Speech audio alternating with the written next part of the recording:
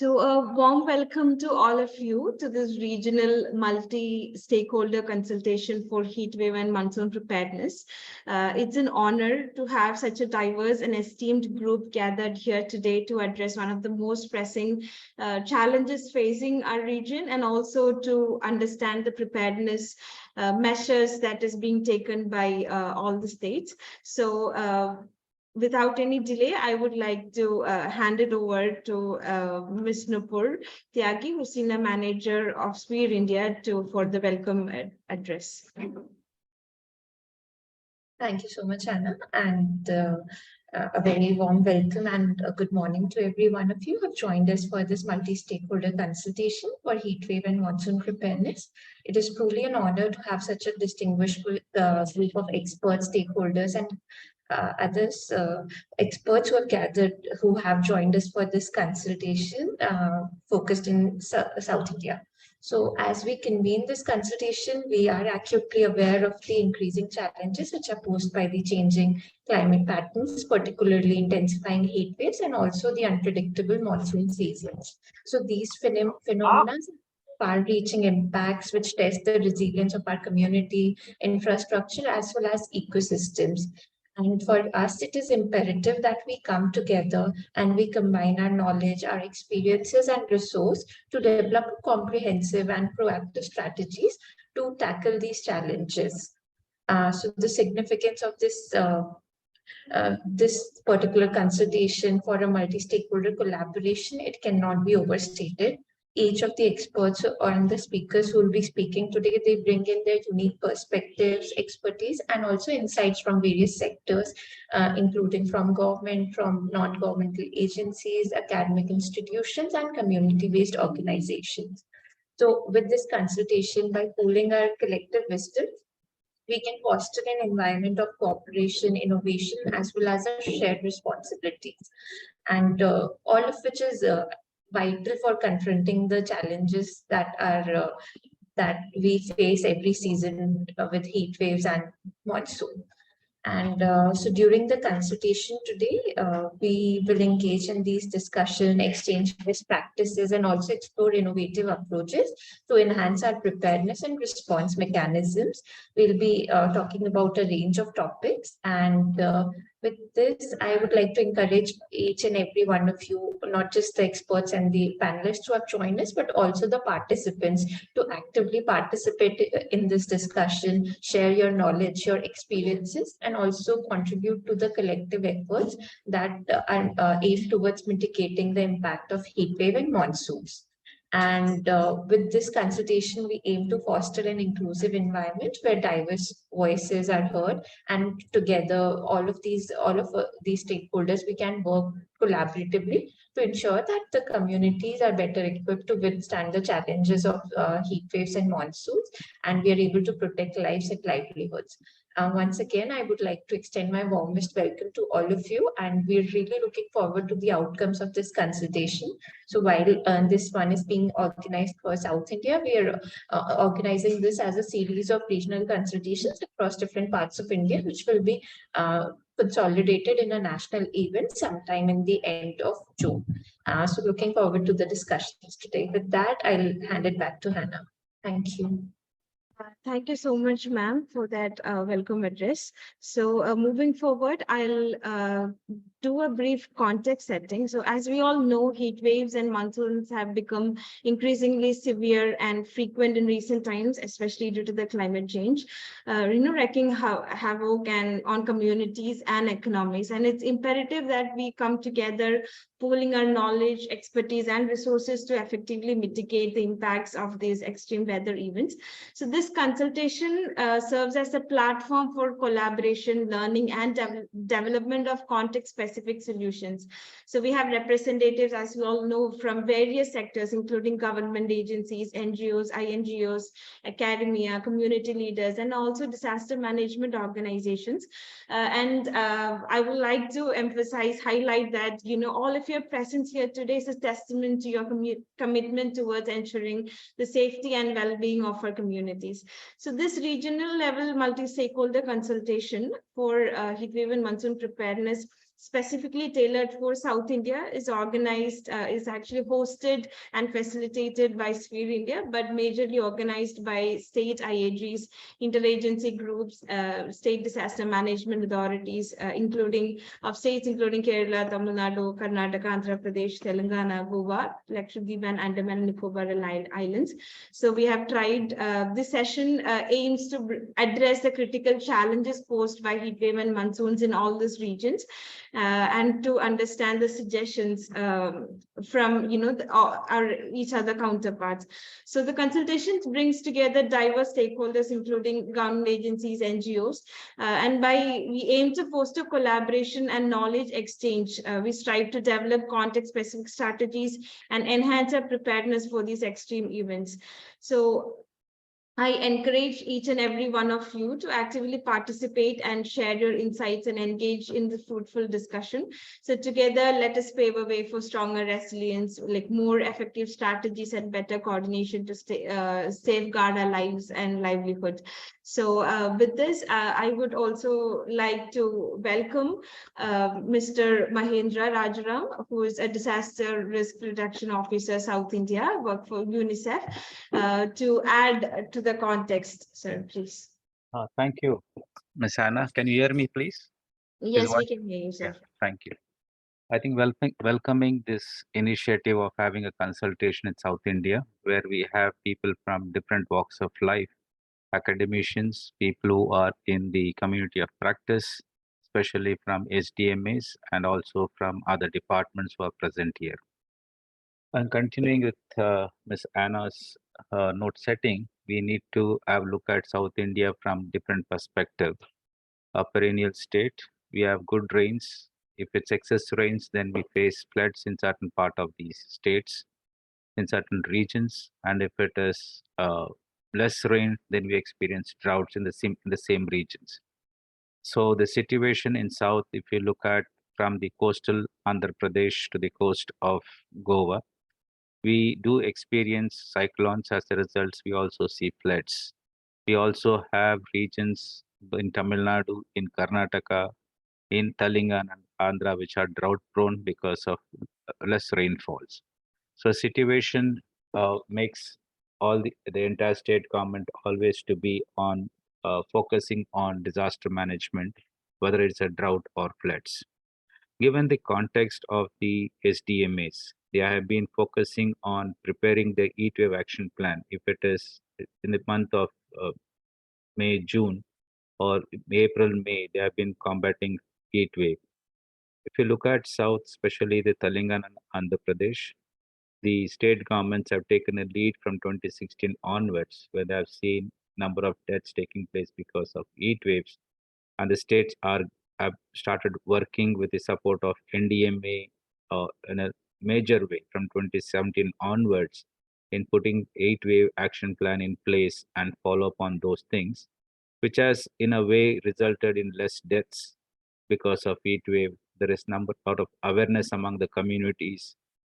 As a result, we see reduced ill health among the rural communities and urban population also. On the monsoon front, we also see the state governments are already in preparation mode. The government of India also held a review or a monsoon preparedness meeting in this month, earlier weeks of this month. And we also noticed number of DDMAs across this Karnataka as well as Andhra Pradesh, Tamil Nadu, holding the meetings for monsoon preparedness. The whole context is that state governments, especially the SDMAs, respective departments, are already on their toes because they have realized over the years that there is a need for preparedness. And that has been reflected in their state disaster management plans. It is reflected separately. They have developed heatwave action plans, monsoon preparedness plans, contingency plans for agriculture and drought. But we also need to be more prepared because we do hear from the scientific community that we'll be experiencing more heat waves in the coming years. The next 5 years, as such, we'll be experiencing more. Similarly, also monsoon will lead to large number of floods in both urban and rural areas. So in this context, it becomes very important for civil society groups and whatever network that we may call it, because we see interagency group in Kerala being stronger with the government support. We see in Andhra Pradesh and Tamil Nadu, the government have set up GO-NGO coordination committee after the COVID-19, and that needs to be strengthened. We also see in Karnataka and in Telangana, the number of civil society groups, sector-wise networks, whether it's for rural development, child rights, women's rights, livelihood networks, finance networks are all active. So there are networks from sector specific focusing on their initiatives, but who become active during emergencies, providing the support to the state and to the communities. So as such, there are networks that needs to be harnessed and strengthened in order to reach out. So the whole context of strengthening networks, we need to create an alliance, or we need to create a much bigger platform where all networks, irrespective of the sector specific, respond to preparedness, respond to humanitarian work, and also for resilience. So believing that we have senior people in the consultation today will also throw light on what can be expected and how do we move forward. That could help in giving us some insights and entry points to work. Saying this, I would request Anna to continue on this. Thank you. Thank you so much, sir, for all your insights. So, as you have said, there is need for more preparedness and more coordination in the sector. So, this consultation, we have planned it in a way where initially we would, in the first session, we would talk about the experiences and challenges and learnings from the previous year. And the second session, we would discuss on the state strategies, action and advocacies of the states in South India. So without any delay, I believe we can get into the first session where we hear from the speakers about the case studies and examples of, for example, 2022 monsoon and heatwave events. By examining the real world scenarios, we can gain valuable knowledge and identify effective strategies and enhance our preparedness for the future challenges. Also, we can analyze the lessons learned from the past experience, as these insights from the foundation for improvement, form the foundation for more improvement and progress. So for the further sharing from different representatives from different states, first I would like to, it's my honor to invite Dr. S. Balaji, who is a professor and head of Department of Coastal and Disaster Management from Pondicherry University, to share his experience. We welcome you, sir. Dr. Balaji.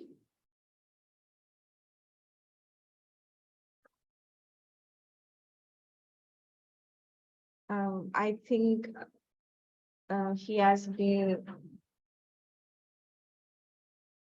All right, we can coordinate with him and see. Okay.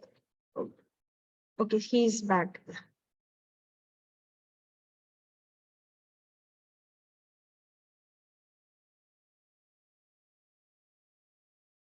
Balaji sir, can you hear us?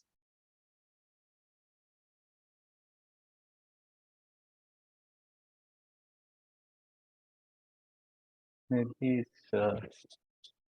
what we see is mic being on. Maybe it's lost to connect. So we, from our backend, we can try and connect him.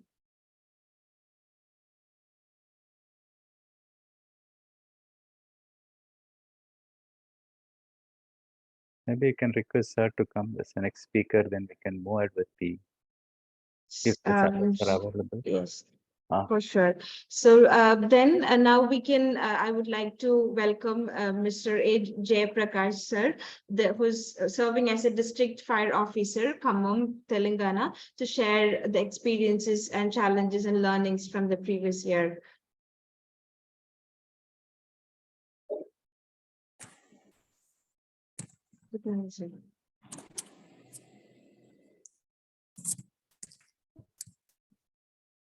Thank you, madam.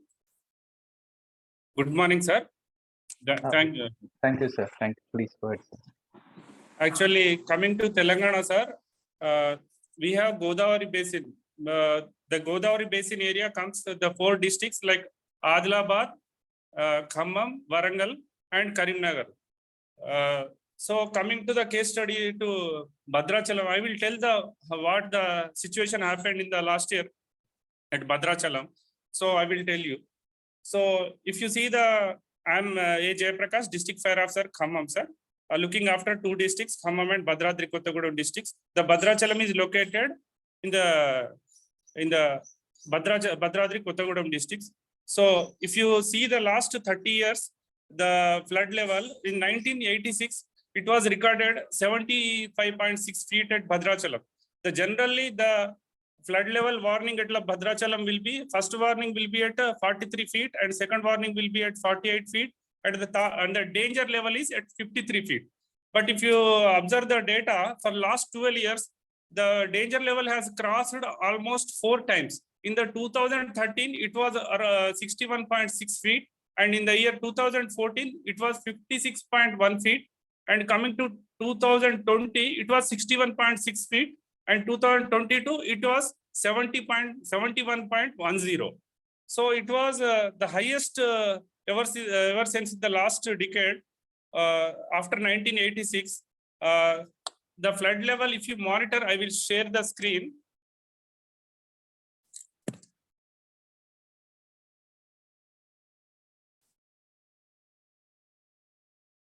Ma'am, is there any chance to share the screen? Yes, sir. Otherwise, So can you try again? yes. You should be able to.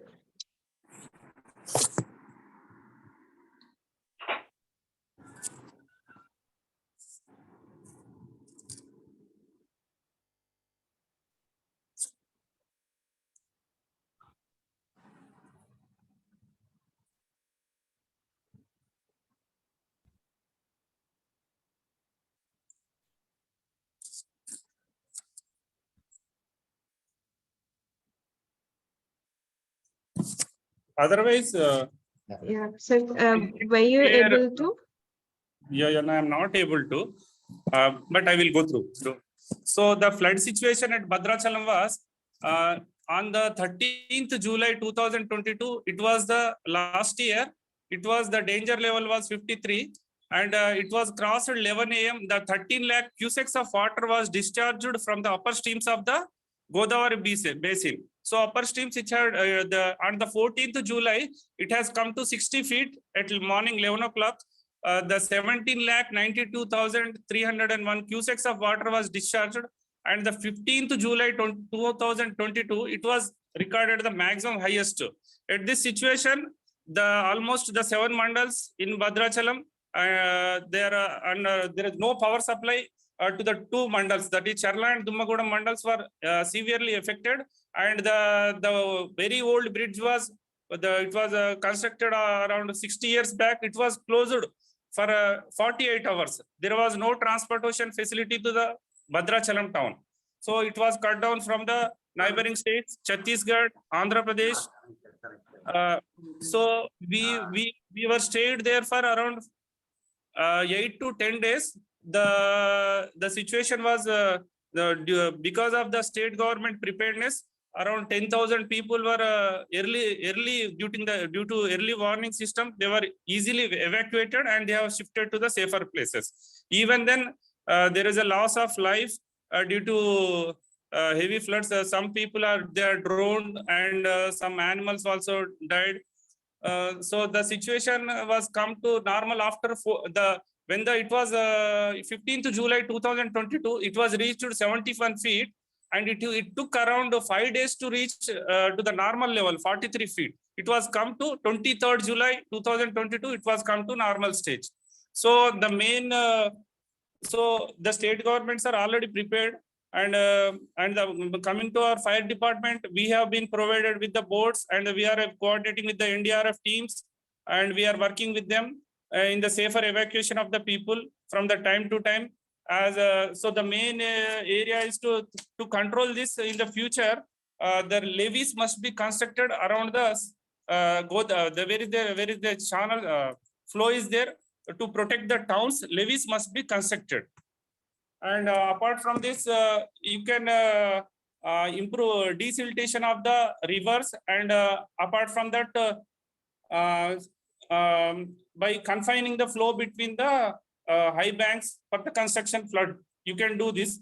And as a soil conservation measures, you can do afforestation by planting the trees. You can the state government machinery already provided us about more rescue equipment they have provided, and we are doing our best in saving the lives and property of the people during the floods. Thank you, madam. Thank you so much, sir, for explaining the major challenges that the state faced during the previous monsoon, and also you have shared a bit of recommendations which even other states can also look upon about the desiltation of the river and also the afforestation, and also you mentioned about the state support in providing rescue machineries. Thank you so much for sharing that. Moving on, I hope Balaji sir is back with us. So I would like to invite him again, Dr. Balaji, Professor and Head of Department of Coastal Disaster Management from Pondicherry University. Sir, we would like to hear from you about what was the experiences and if there was any major case studies or lessons learned from the previous monsoon seasons and also for the heat wave. And also about the gaps and challenges that you feel is existing in the current preparedness strategies. We welcome you, sir. Open to you. Good morning to all of you. Can you hear me? Yes, sir, we can hear you clearly. So I want to share the screen. I have the slide presentation is there. I think it is disabled. Can you enable it? Yes, sir, I can do that.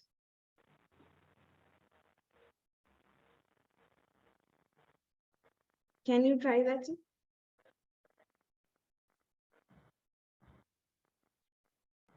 You can give rights to Sir Balaji to upload.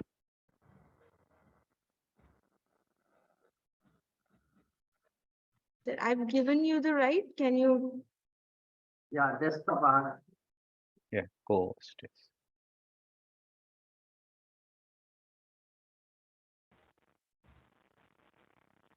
yeah.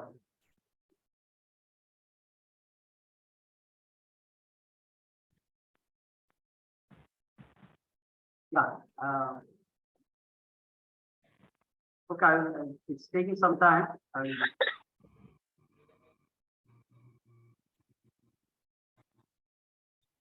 Sir, in the meanwhile, if you can send a copy to Anna, maybe she can upload it and you can direct her to keep presenting. Okay, sir. Thank you. I'll send it.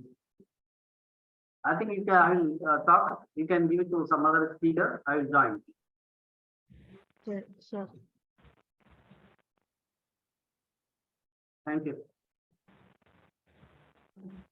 So meanwhile, we figure out that. So now I welcome from the Goa SDMA, Srimati Sapna Naik, Under Secretary Revenue from Goa SDMA to present the learnings and challenges from the past year. Ma'am, can you hear us? Yes. Yeah. Can you hear me? Am I audible? Yes, audible. Yes, audible. But little sound is there in the background. Ma'am, can. Hello. Yes, please Ma'am, go we ahead, can madam. hear you, ma'am. Am I audible? Yes. Okay. Yeah. A very good morning to everyone. I am Sapna Naik Bandorkar. I am the Under Secretary Revenue too. With respect to Goa, we can say that as we all know that Goa is a coastal state and is vulnerable to multiple hazards. So we have divided the hazards categorically into A and B, that is natural disasters and human induced disasters. and heavy rains, thunder, lightning, floods are included as natural disasters, including heat wave. We have included heat wave as also as a natural disaster. With respect to the past experiences, since 2019, we've been facing flooding in Goa. And in 2021, we faced the Tote cyclone as well, in which we have lost like 3 lives. Besides that, during Tote cyclone, also the fire and emergency services we have, they act as the um, SDRF in Goa. We do not have, unfortunately, an SDRF team here. And during the cyclone time also, it was the most of the roads were badly affected. There was a lot of tree felling which happened, and because of which all the state machinery, that is not only the Directorate of Fire and Emergency Services but also the police, everyone was involved in clearing these trees and all. So even there was a major problem with electricity as well, wherein there was power failure, and the total uh, the, we could resolve this power failure issue. It took us almost 7 days in total. Actually, within 3 to 4 days, we had fluctuations. But thereafter, within a week's time, this problem was totally resolved. So, taking past experiences, we have and strengthened our system. At that point in time, we did not have incident response system in force. Okay, so now this year itself, we have notified our IRS at the state level and the district level. Besides that, we have our local contingency plan for mass rescue operation at sea. That is also notified. We have our minimum standards of relief. In addition to this, we have also conducted a mock exercise in the month of March in association with NDMA.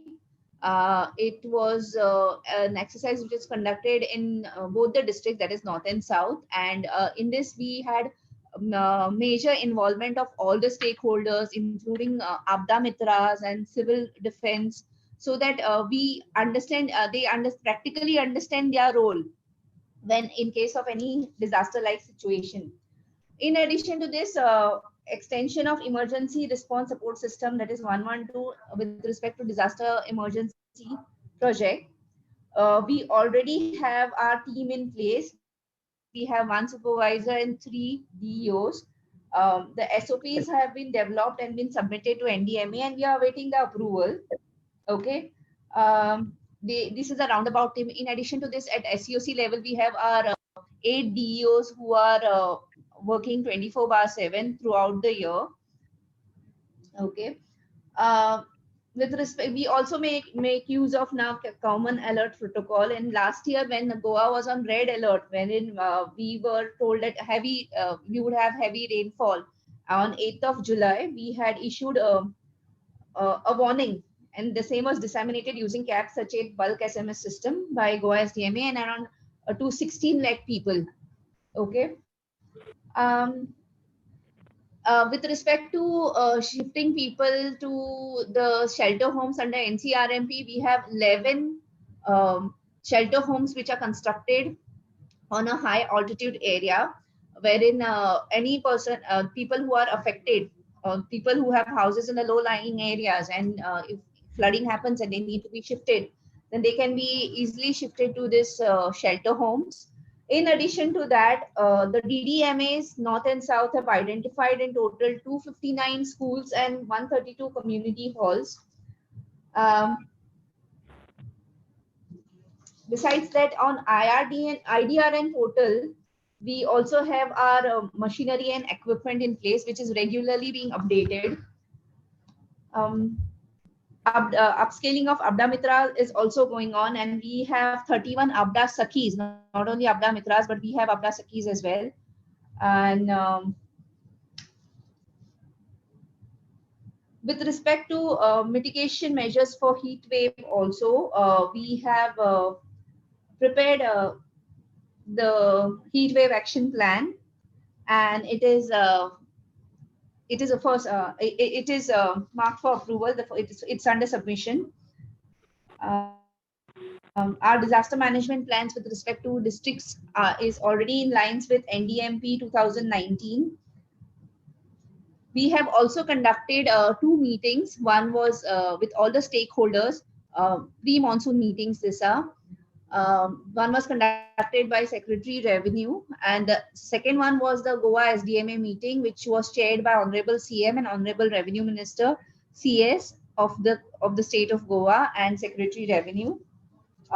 In these meetings, basically the preparedness, pre-monsoon preparedness was discussed, and already the district magistrates have issued orders under section 144 to stop all kind of ground level work, so that it should once the monsoons hit, all this roads which are dug and all should not cause any nuisance. So that has already been issued. We also have, with respect to early warning system, we have 17 towers early warning dissemination systems in place. This is again under NCRMP project, and I can say that we are prepared to face any eventualities. I hope it doesn't happen, and I hope we have safe monsoons. But then we are prepared. Yes, thank you so much. Thank you so much, ma'am, for explaining the preparedness measures that is being taken by Goa SDMA, and also I would really like to appreciate like how the minimum standard of response was taken like into due consideration, and also about the early warning system and also the Aapda Saghi plan. Thank you so much for sharing that. I believe we can come back to Dr. Balaji, sir. Yes. Good morning to all of you. Sorry for the problems. Can you hear me? Yes, sir, we can hear you.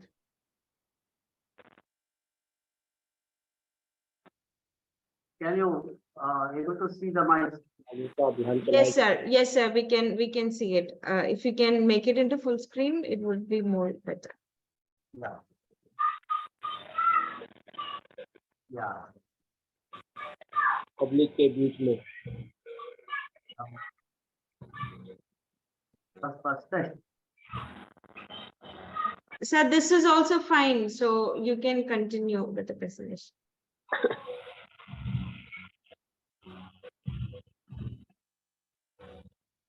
One minute.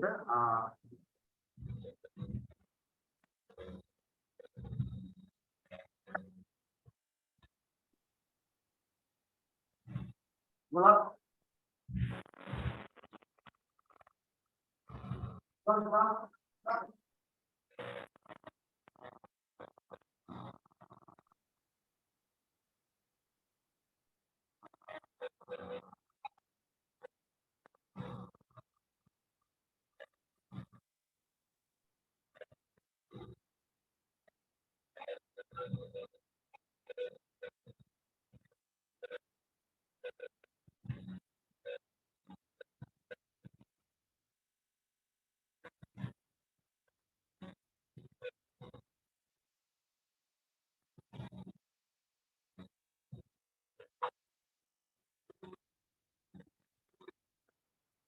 here.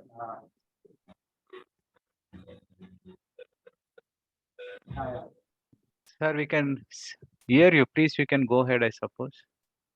Yeah.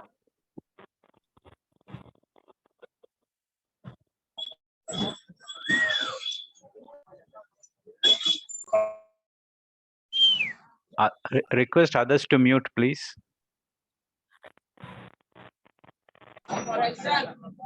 Still some problem is there.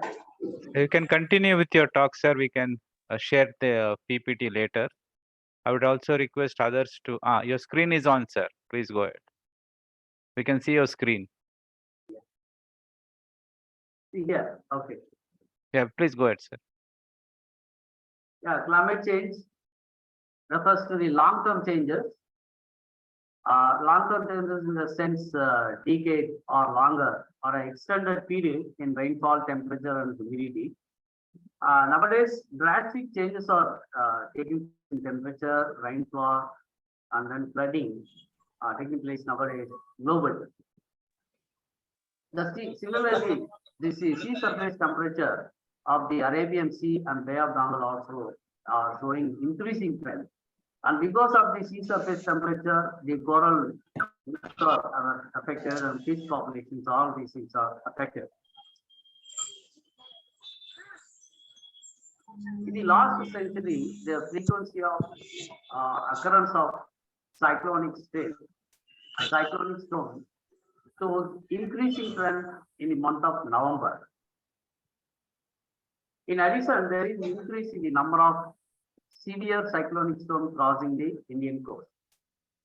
This analysis of river rainfall during different seasons indicate the decreasing trend in the rainfall over Indian landform and increasing trend in the rainfall during pre-monsoon and post-monsoon months. So in this, lot of these, because of the climatic change, the small islands are the most vulnerable for future sea level rise and climate change. Coming to the climate of Andaman Islands, the Andaman enjoys a tropical humid climate, and they have two seasons: rainy season and summer season. Winter is actually optional, and humidity is 79%. Minimum maximum temperature ranges from 23 to 30 degrees.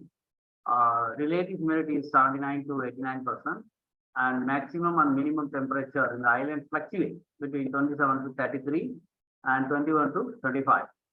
And evaporation is 1500 to 1800 millimeter per annum.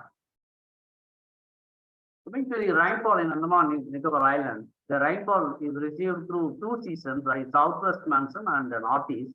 See, the island gets rainfall in both seasons. From the southwest monsoon start from May to December, and of course, the May to December you get the southwest and as well as the northeast. The average annual rainfall is about 3000 millimeter, while the normal annual rainfall at Port Blair is the capital city of Andaman, Nicobar Island, 3180 millimeter. But rainfall amount actually gradually decreasing, whereas the temperature is gradually increasing. Decreasing trends in the June-July rainfall would definitely actually contribute to the annual rainfall of Andaman Nicobar Island. But problem is that in the month of June and July, we get less rainfall nowadays, so that the annual rainfall also reduces. And one more thing is the erratic rainfall is happening in the Andaman Nicobar Island. Because of this erratic rainfall, we get water crisis. It happened in 2002 and 2007, and now also this year also very problem, because the water supply is not regularly daily supplied.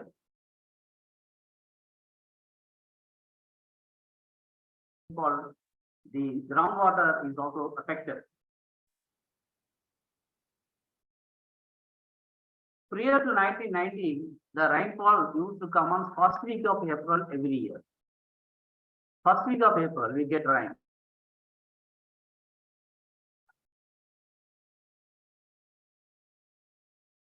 To second week, third week, and now fourth week. This year, actually, the monsoon is starting now only. Got delayed more than probably 2 to 3 weeks. And then this also, the same situation happened in 2001, 2003, 2010, and 2014 and 16, which means onset of rainfall in the island is delayed almost by 2 months, resulting in dry condition. And this is having a bearing on the groundwater resource.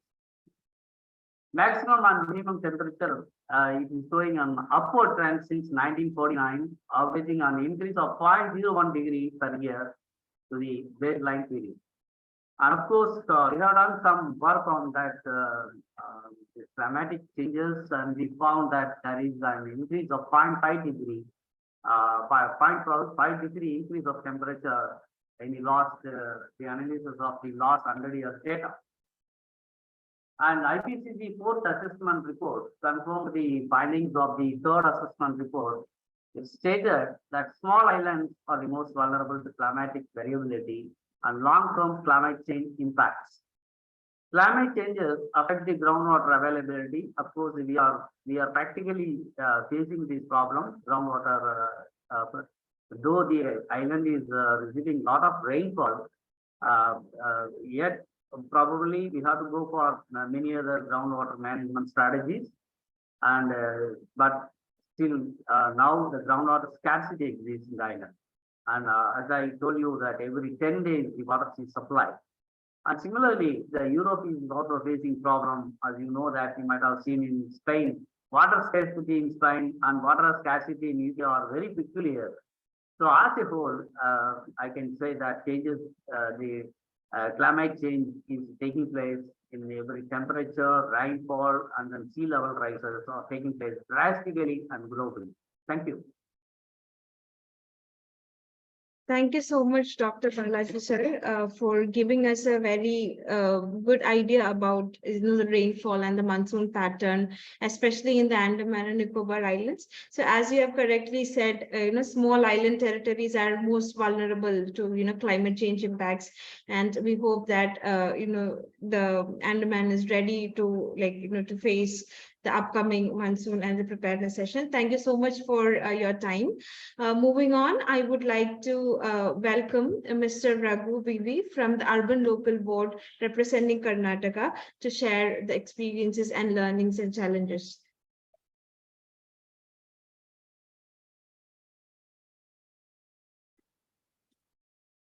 And I think Dr. Balaji has to close his screen, please. Yes. Yeah.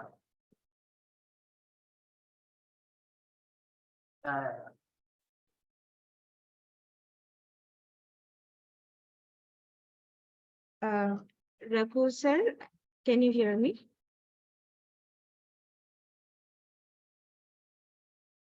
Okay, I think he's facing some technical issues. I can't see him in the participant list. Shall we move on to Dr. Ajul Abdullah from Interagency Group, Kerala? Sir. Yeah. Good morning, all. Welcome, sir. Yeah, thank you, Hannah. Thank you so much. I'll just share my screen.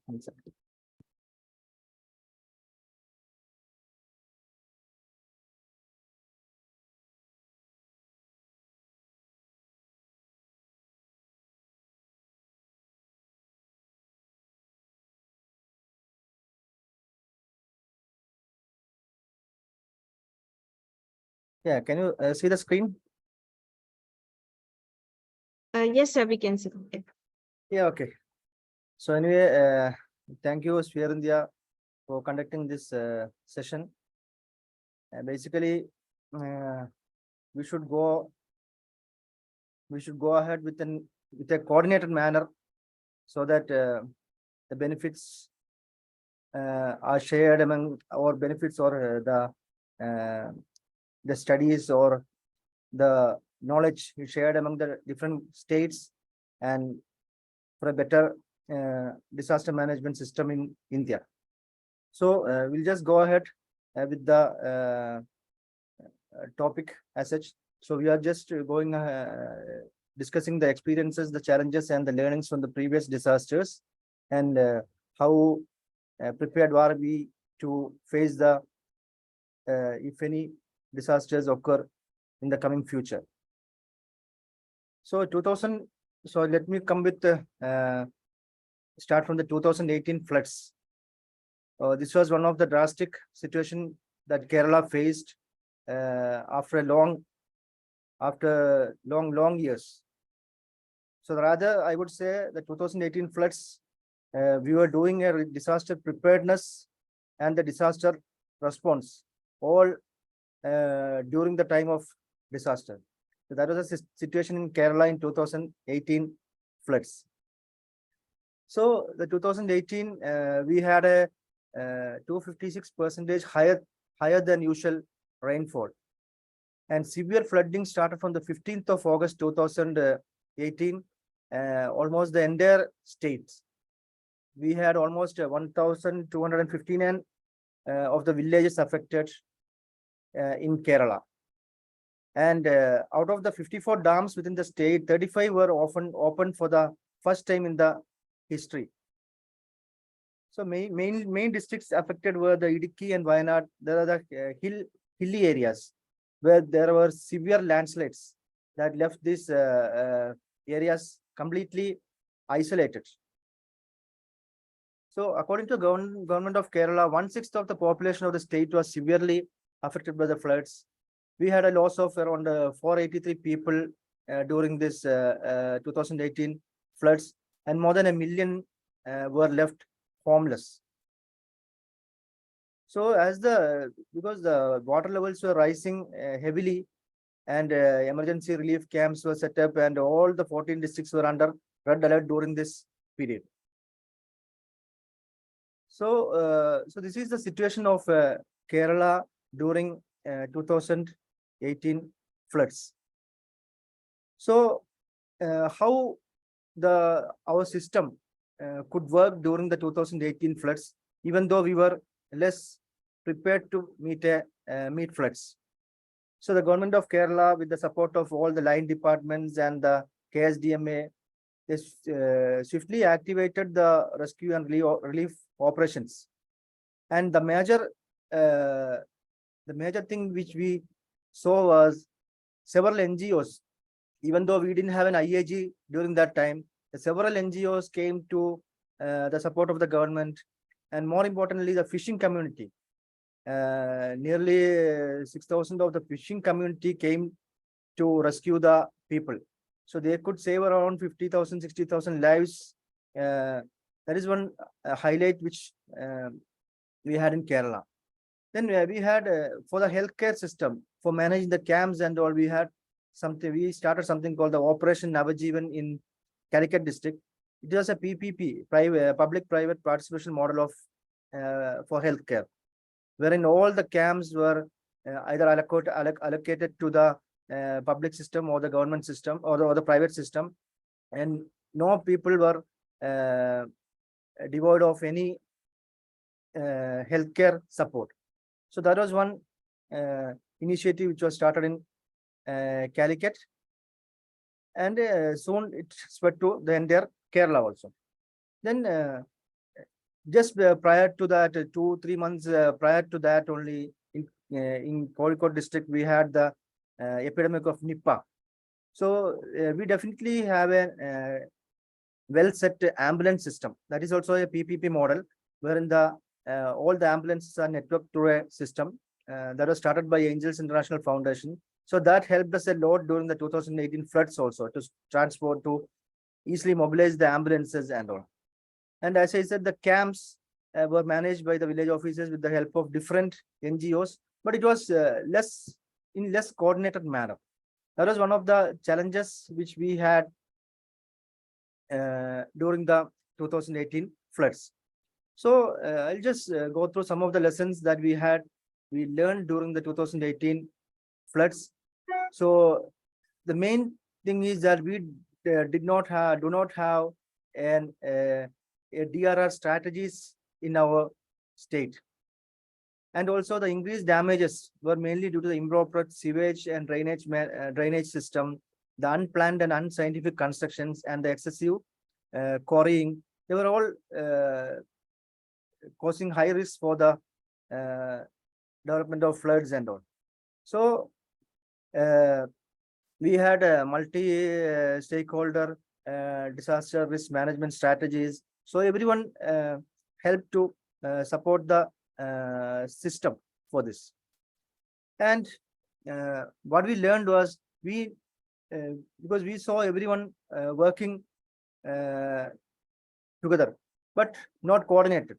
So with the active community participation and the technical expertise from domain specialists, so we conducted multi-hazard meetings, risk assessments and all. So this helped us during the 2019 floods and during the COVID also. Because of this disorganized system, the state government took adequate measures for that. So I'll just go through. So that was something in 2018. Then 2019 also we had similar floods. So even though we were better prepared than 2018, but it was also still uncoordinated.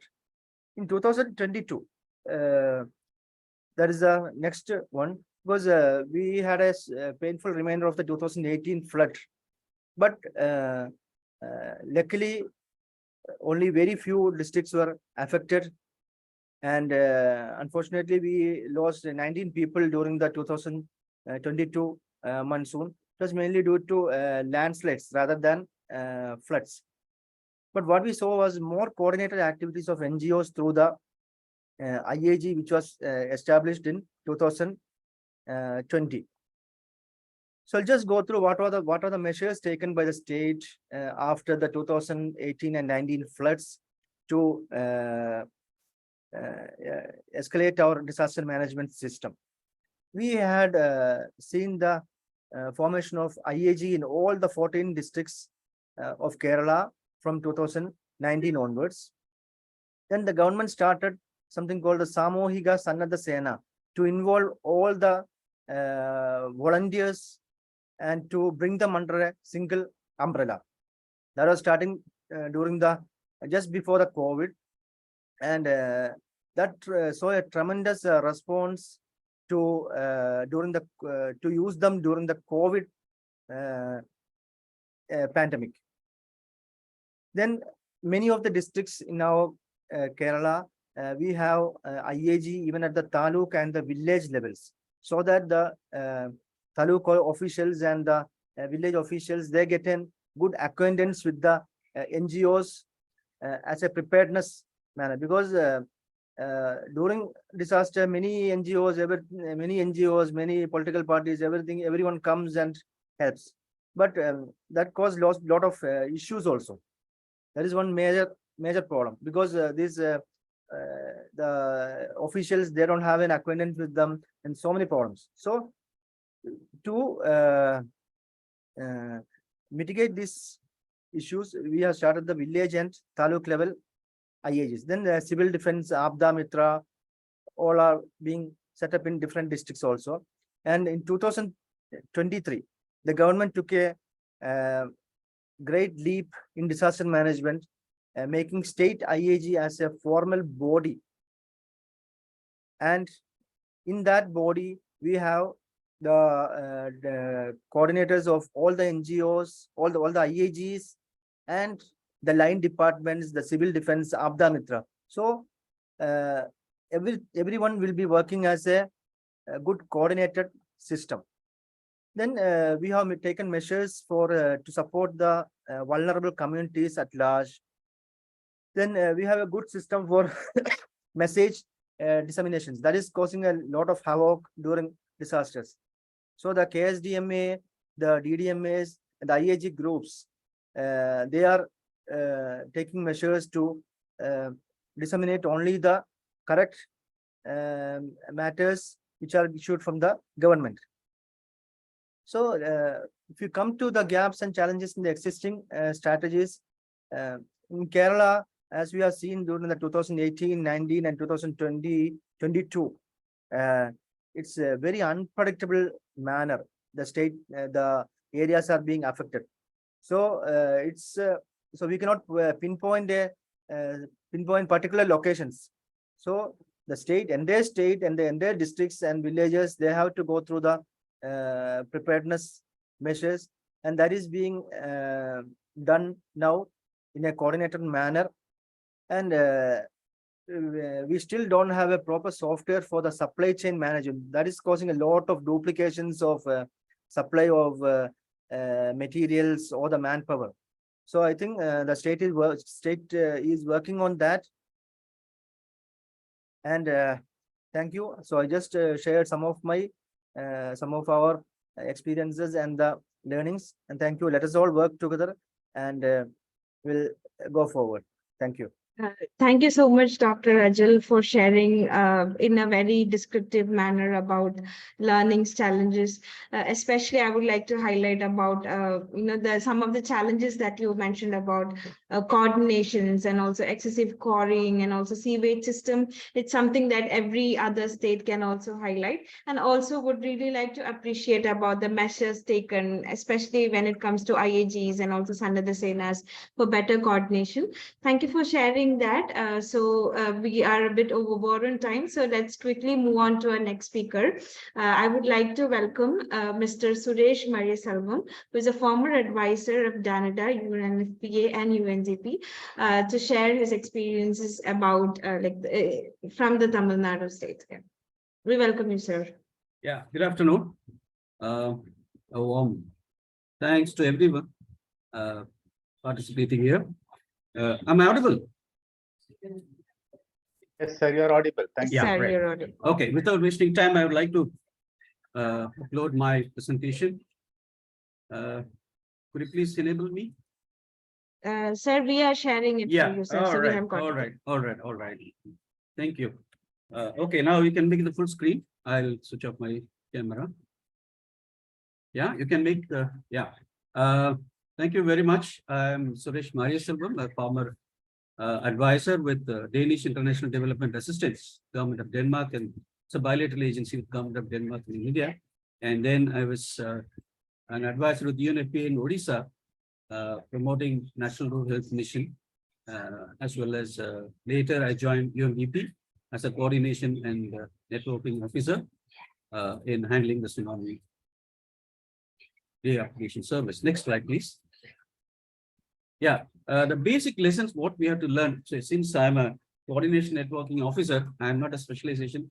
I mean, I don't have a specialization on technical side, but I was in charge of public health. I'm a public health expert, so I'm in charge of public health as well as information communication technology early warning systems in Tamil Nadu during that period.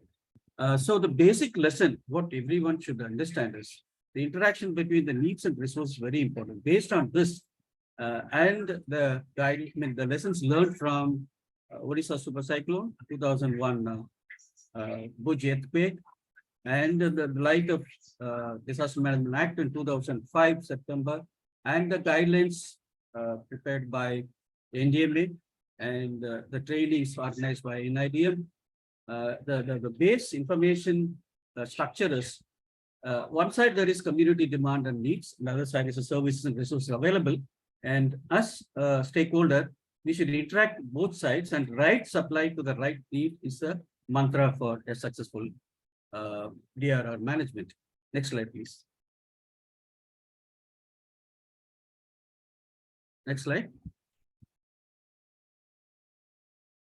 So the assessments are basically from physical environments like the water supply, housing, community dealings, community design, and other networks, and social environment, and then environmental environment, and the life scale of people, individual lifestyle. So these are the parameters we should keep in mind, and based on this, you match with the hazard situation, and then ensure the accessibility of the proportion of target population and the needs and the demands and other side the supplies, coverage of the population who are affected, who are vulnerable, and ensure that quality of services are provided, accessibility, availability, and affordability. And finally, all the services on right time to the right people at the right context is to be ensured. Next slide.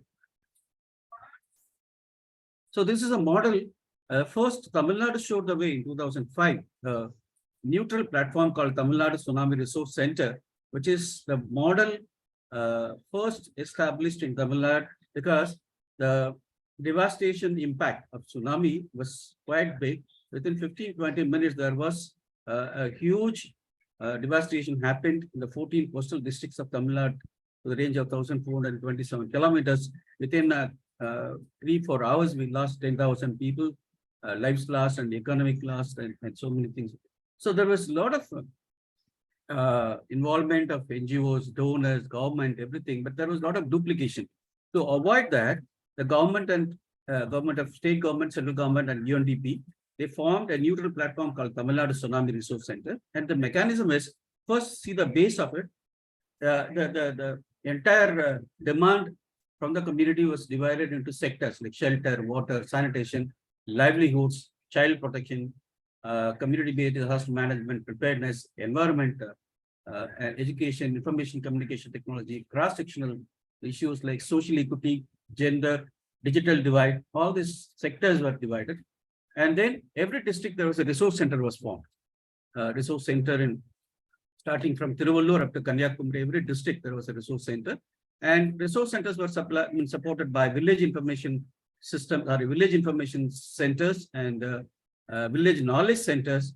And that time there was no social media, internet was just coming up. So ISRO came to our rescue and they provided the technical support.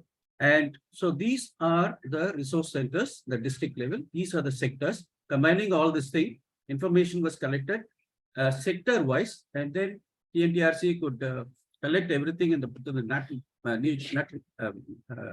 neutral platform. And monthly newsletter was circulated. And it was passed on to the INGOs and donors who are providing financial support. And the website was used extensively. And imagine that was the time 35,000 taps every day all over the world were facing, because they were seeking so much of information, how we could manage to get out of this situation systematically, sector-wise. And finally, best practices was documented every day, and it was uploaded also and documented. And the flow of information was continuous, and the knowledge exchange was happening in the academic institutions and the seminars and forums. And effective networking and coordination was, policy support was happening. And the target was tsunami affected people to get the right kind of support at the right time. So next slide, please. So what we did, the first thing is immediately after the tsunami, when the platform was established, we published a book based on the information we collected from the field. First, we put all the sectors, what are the damage level, impact level, and under each sector, which are the NGOs and their specialization, district-wise. And that was listed, and we published a book called On the Show, where NGO initiatives were complete. There was no social media. It was completely only on print media and internet-based, website-based. And after 3 years, the monitoring was going on. Government of Tamil Nadu was extensively working in coordination with the NGOs, collecting all the information. And the special officer and the Commissioner for Revenue Administration was continuously looking into the development and see everything was provided on time. In 2008, there was a stakeholder meeting. We had all the stakeholders, right, from World Bank, UNDP, UNFP, all the UN staff, and all the government's system and the panchayat level, community level, NGOs, academic, all the stakeholders were invited, and a complete take stock of, based on this study, how much we have completed and what are the pending work. That was completely studied, and the pending work was completed by 2010 successfully. Almost 90 to 92% of the assessments made in 2005 was completed, but some other things are still going on based on some kind of local issues, of land issue, or some other local issues. Otherwise, the system was very perfect, and it was replicated in Solomon Islands, in Haiti, in all over the world, and many other countries adopted the style. In fact, UNISDR special UN envoy, President Clinton visited Cuddalore, and he had a special appreciation for this coordination mechanism that has solved a lot of problems. Next slide, please. So based on that, continuous publications were there. It was available on-site and off-site. Also, it's a print media, books are available. Some of the things I've published, still a lot more are there, including a guide, a stakeholder guide. This is for the schemes, government schemes. Schemes available. This is about the livelihood. This is about the team building, sensitization. This is about the toilet, particularly with the participation of the women. And INGOs who participated and their specialization, whom they support and what are their specialization. This is about children and education and This is about sanitation. And finally, after the completion of the project, the entire coordination mechanism was studied and it was published, and it was worldwide. It was published, got a wide appreciation. So this is called local level coordination, which was conducted by UNDP with international donors support. That was it's available in the website now also. If you want, you can go through it. That was a successful model. Of course, that time there was no social media. This kind of development were not there. So with the available resources, we could manage a successful rehabilitation service. Next slide, please. So to summarize all these things, what have been happening right from tsunami days till now? We had 2008, there was disaster, 2011 Cyclone Thane, and then 2015 we had floods, and then Cyclone Kaja. There are still, even last 1 week, we are experiencing severe heat waves, and government has taken extensive steps to monitor based on the experiences what we documented in the previous years. So that towards establishing greater synergy of efforts in optimal use of resources happening, and information sharing is very common mantra over here, and social audit also. Set minimum standards for everything before something happens, and adequate database and NGO skills are always available. The geo-engineering coordination in Tamil Nadu. Healthcare systems and capacity building, especially the signs and symptoms in first aid, heat, water-based disorders. Hospital preparedness measures are supported by the Director of Medical Services at the Emergency Operations Center. 24/7 is happening. And public awareness and community outreach is taken care by the Aptamitras and other NGOs. Collaboration with private and government civil society is a regular phenomena. And then assessing the impact, feedback, and reviewing and updating the plan is IAG always takes care of immediately to give the site rep, and action should be followed. Next slide. And the stakeholder service, if you look at it, task force training is a regular happening here.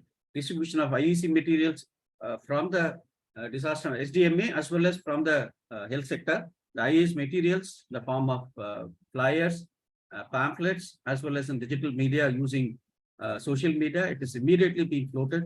Drinking water facilities are taken care immediately. Advocacy-based field studies are conducted by the academics and IITs and Anna University, Madras University also. They have separate departments working on this.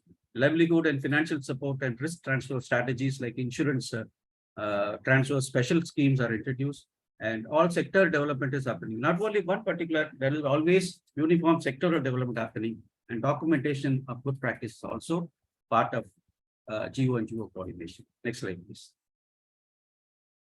So the role of stakeholders in preparedness and mitigation, what I understand, multi-hazard mapping is very, very important. Continuous process. The first slide I showed you, one side demands will be always there, whether in the peace time or in the hazard time. Multi-hazard mapping should be happening using a participatory rural appraisal. Now remote sensing is available. Universities are ready to support. So a GIS-based community information system should be used. Mainstreaming of disasters prediction should be a regular phenomenon. So look into that. For example, flood.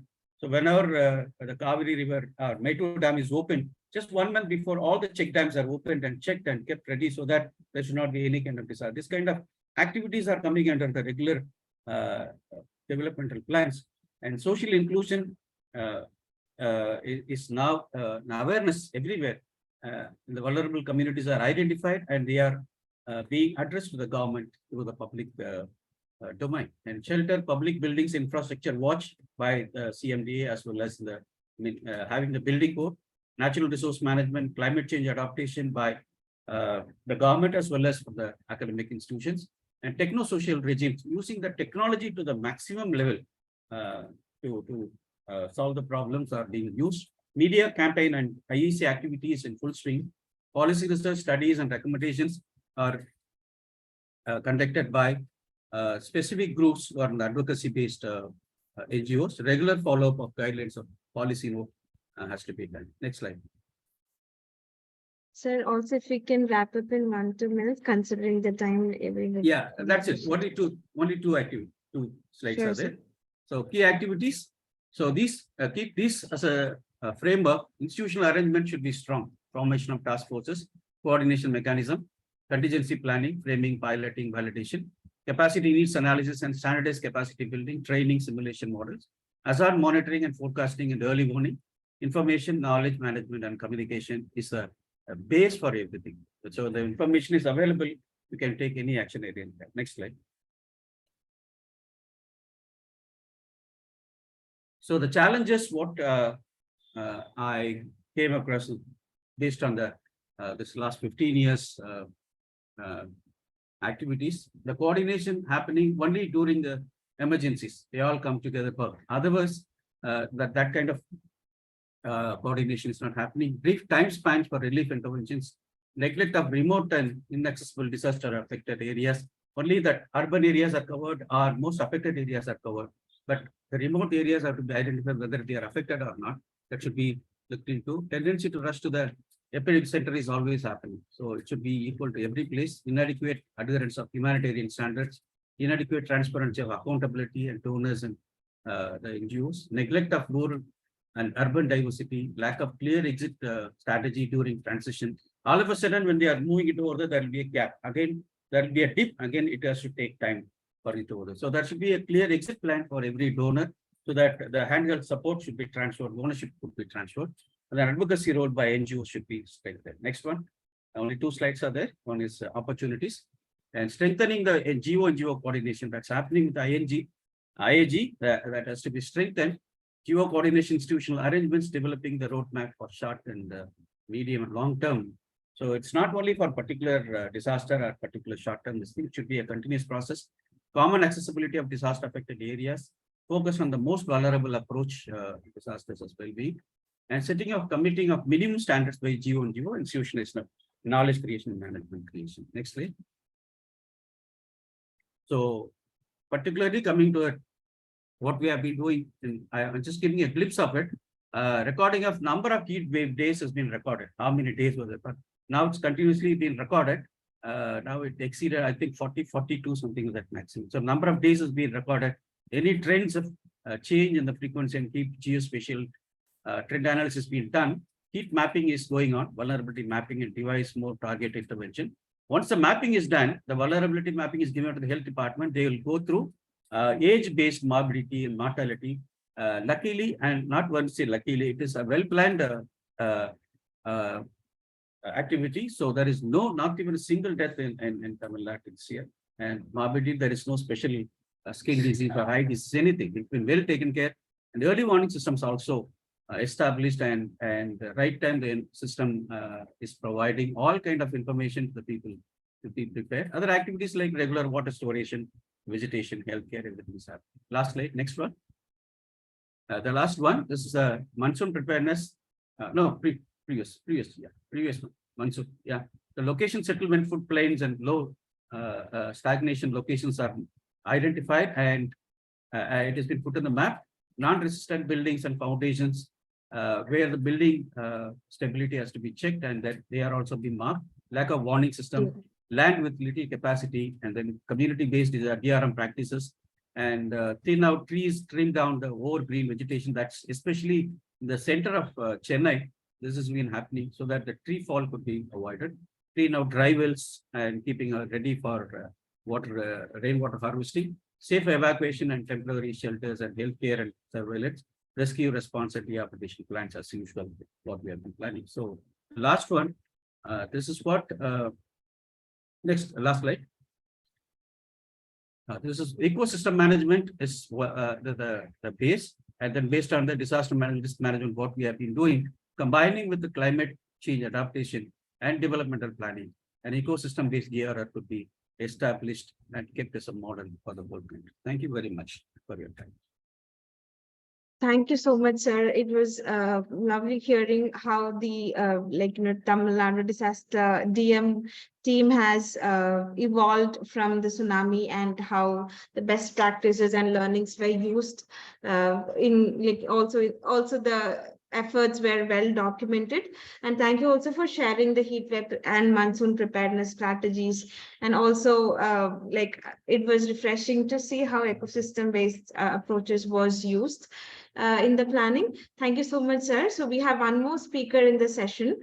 I would like to welcome Mr. Sharnappa Basi, who's the CEO of Sadhana Raichur from Karnataka, to share experience. Sir.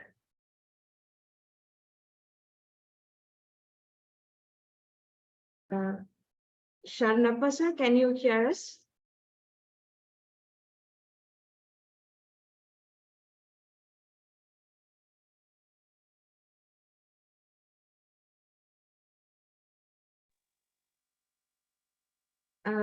So while we connect back with Sharnappa sir, meanwhile, I think we have a question in the chat box. So I would like to read it out. It is from Nahid. So could anyone mention how the affected community was part of the entire planning and implementation processes, including prioritizing the needs and building back better? And also if there is any best practices to share regarding supporting the survivor community to scale up their ongoing mitigation efforts related to SCLR. So I think her question was mainly like how are community being a part in the planning of disaster management activities.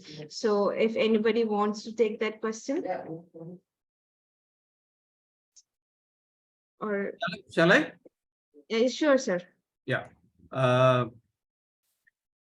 First, prior to tsunami, now the present NIDM Executive Director, Sri Rajendra Ratnu, he introduced a community-based disaster management practice in Samyarpet that was now well documented all over the world. It has been documented and it's been explained.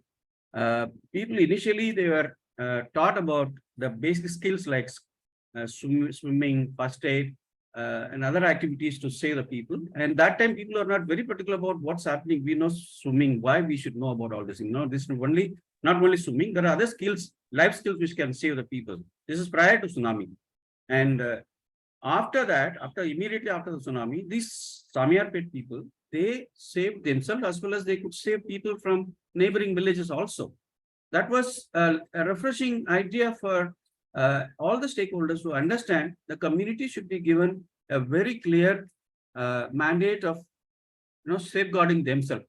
So the community-based disaster management using, somebody was asking about animals and cattle also. That also part of the plan. The community was given using a participatory rural appraisal, and NGOs were well trained. Now Aptamitra is doing that in a very good manner. And a complete map of village is designed by the village. Now it is going to be digitized, and that is going to be put into the regular website where people can identify the vulnerable areas and the evacuation points and where the people could be safely accommodated in case of an emergency. So the community takes ownership. So because of that, what happens is whenever warning is given or when there's an alert is there, the community immediately respond to that. And then they could immediately contact the district administration asking for help and what are the resources available. I'll give you one small example. Near Marakanam, near Pondicherry, there was one village where that was the time the mobile phones were coming in. The communication was a big problem. So there was a minivan driver who could provide the support of charging their mobile using their battery, using the van battery. So 10 minutes, at least the mobiles were ready to get any kind of information immediately. So that kind of awareness was created. So community was always prepared that time. The only thing is this should be a continuous process. It is not like during emergencies we have to do it. Again, we have to start from the scratch. That's the only thing. Otherwise, the communities are well prepared. Thank you so much for highlighting that, sir. So I think we have Sharnappa sir back here. So can you hear us?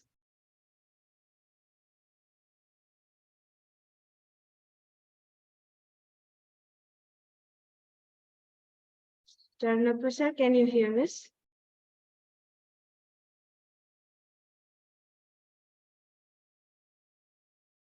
I think there is a technical difficulty in the side.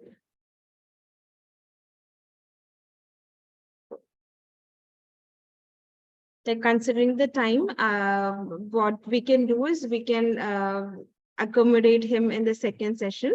So I think we have received a many inputs and perspectives on experience and challenges and learnings. In the first session, we have heard a lot of case studies and examples from different states, how they have evolved in like from their own experiences from different disasters.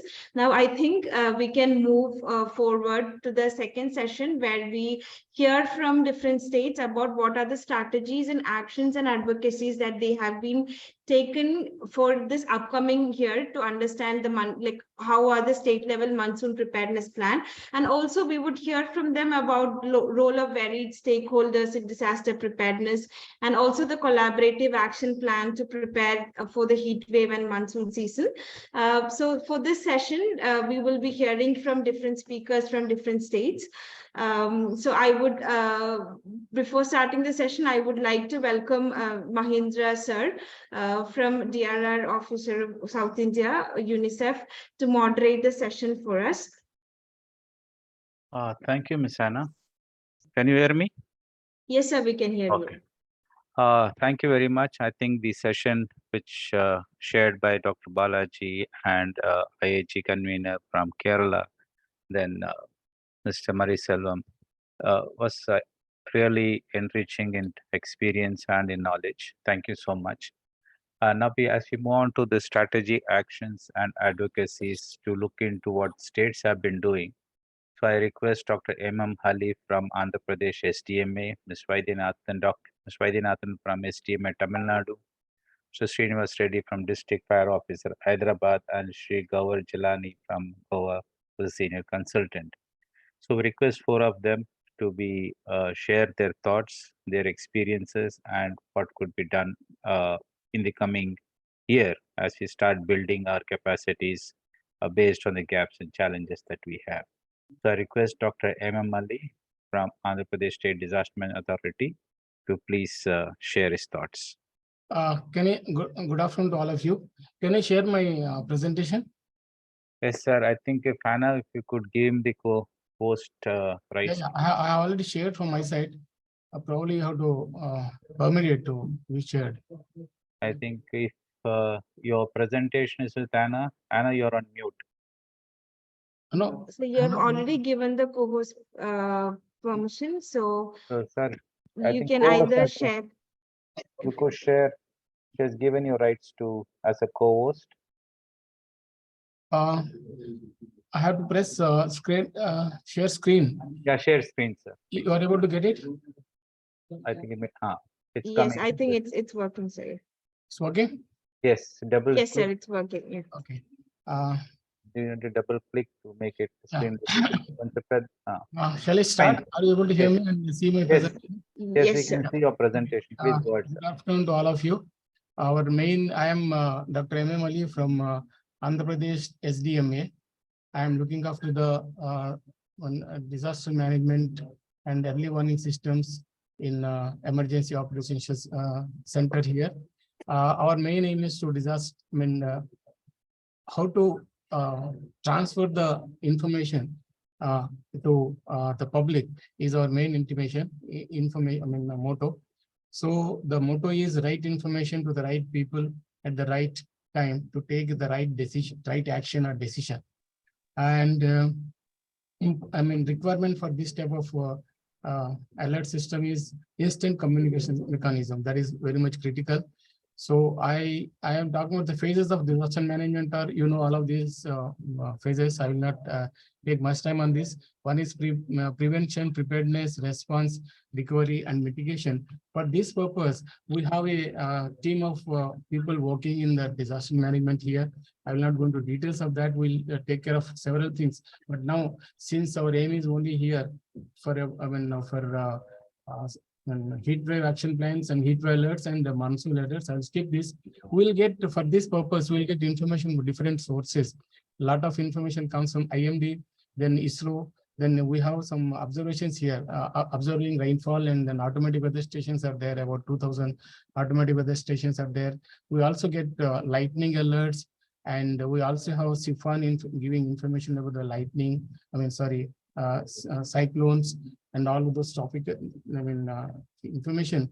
And now for that, we'll have different sources of dissemination systems here. One is by emails, another one is social media like WhatsApp messages, and then we have PNPR media here. I mean, a person working for the media, and also we'll have bulk SMS, VSL bulk SMS is also we are using, and we also use the Southern, even though it is meant for COVID purpose alerts. We also use Southern, but only thing with this problem with the Southern is we have to first take the permission to disseminate the information.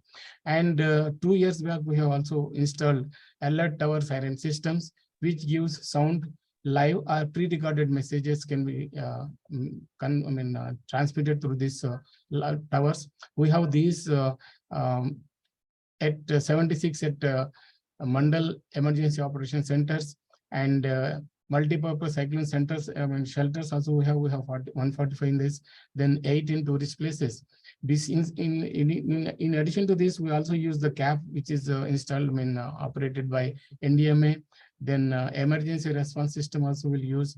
And in addition, Andhra Pradesh State Disaster Management Authority has come up with an API alert system, which was, I think this is the first state to have API alert.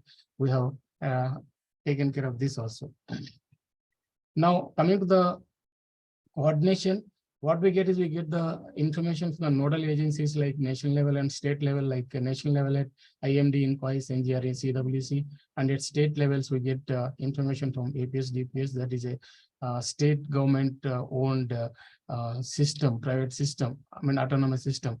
Then we also have one meteorological department at Amravati who get the information. We pass this information to the line departments. Line department list is given here. I'm not going to read all this list. So from that, once we send this the line, they will. Hello. Hello. Request others to mute, please. Requesting others to mute. We have Dr. MM Ali speaking, please. Yeah. Sir, you're on. Once we send. Ms. Hannah, can you mute the others? Yes, sir, I'm on it. Yeah. Once we send this information to the line departments, they send us back their requirements. For example, if suppose some event has happened there, unwanted event has happened there, they will send it back the information to us, and then we'll try to send this information and get the help from a national level like NDRF, Coast Guards, Navy, Air Force, and Army. And at state level, we have SDRF, State Disaster Response Force, Fire Department, Marine Department. That like this, we have the coordination between the Andhra Pradesh State Disaster Management Authority and the line departments. Now, for the communication, we have different sources of communication. We also have satellite-based mobile data and voice terminal, SBM DVT. Advantage of this is when there is no power, suppose there is a power cut because of some disaster, these SBM DVTs can be connected to 20 mobile phones. So like that, we can communicate even if in case of disasters. We have satellite phones. We also have digital mobile radios. This is how we communicate between the stakeholders and the APSDMA. Now, we also have Virtual Emergency Operations Center, EOC. We have one web EOC. We have recently developed this maybe 6 months back or 8 months back. We can communicate through this. The information, suppose there is a heat wave there, or there is heavy rains are likely to occur in any state or a mandal. We can communicate this information at the mandal level. And the advantage of this one is it is a two-way system. We can also get back the information from them. Suppose they want some help, like suppose there are some heavy rain somewhere. They will once we send that heavy rains alert to them, they can also communicate back to us saying what are their requirements, how the rains are there, what is the situation there. So we get back the information and compile and take the necessary action from this WOC. And coming to the heat wave, of course, the heat wave season is almost coming to an end. So what we do is we take the maximum temperature forecast from IMD, and then we have some equations globally accepted. We use that maximum temperature for estimating the heat waves. We categorize into two types of heat waves. Heat wave, which is a normal heat wave, and the other one is severe heat wave. We use the forecast for suppose today evening, we give forecast for tomorrow and day after tomorrow. 2 days in advance, we give the forecast. In addition to that, we also consider the humidity factor. The temperature, suppose same temperature is there at a inland station and same temperature is in the coastal station also. What I mean is the temperature is same at both the inland station and the coastal station. The effect of heat on coastal stations will be much more, because humidity factor of humidity adds to it. So we also prepare heat index summary. We communicate this to all the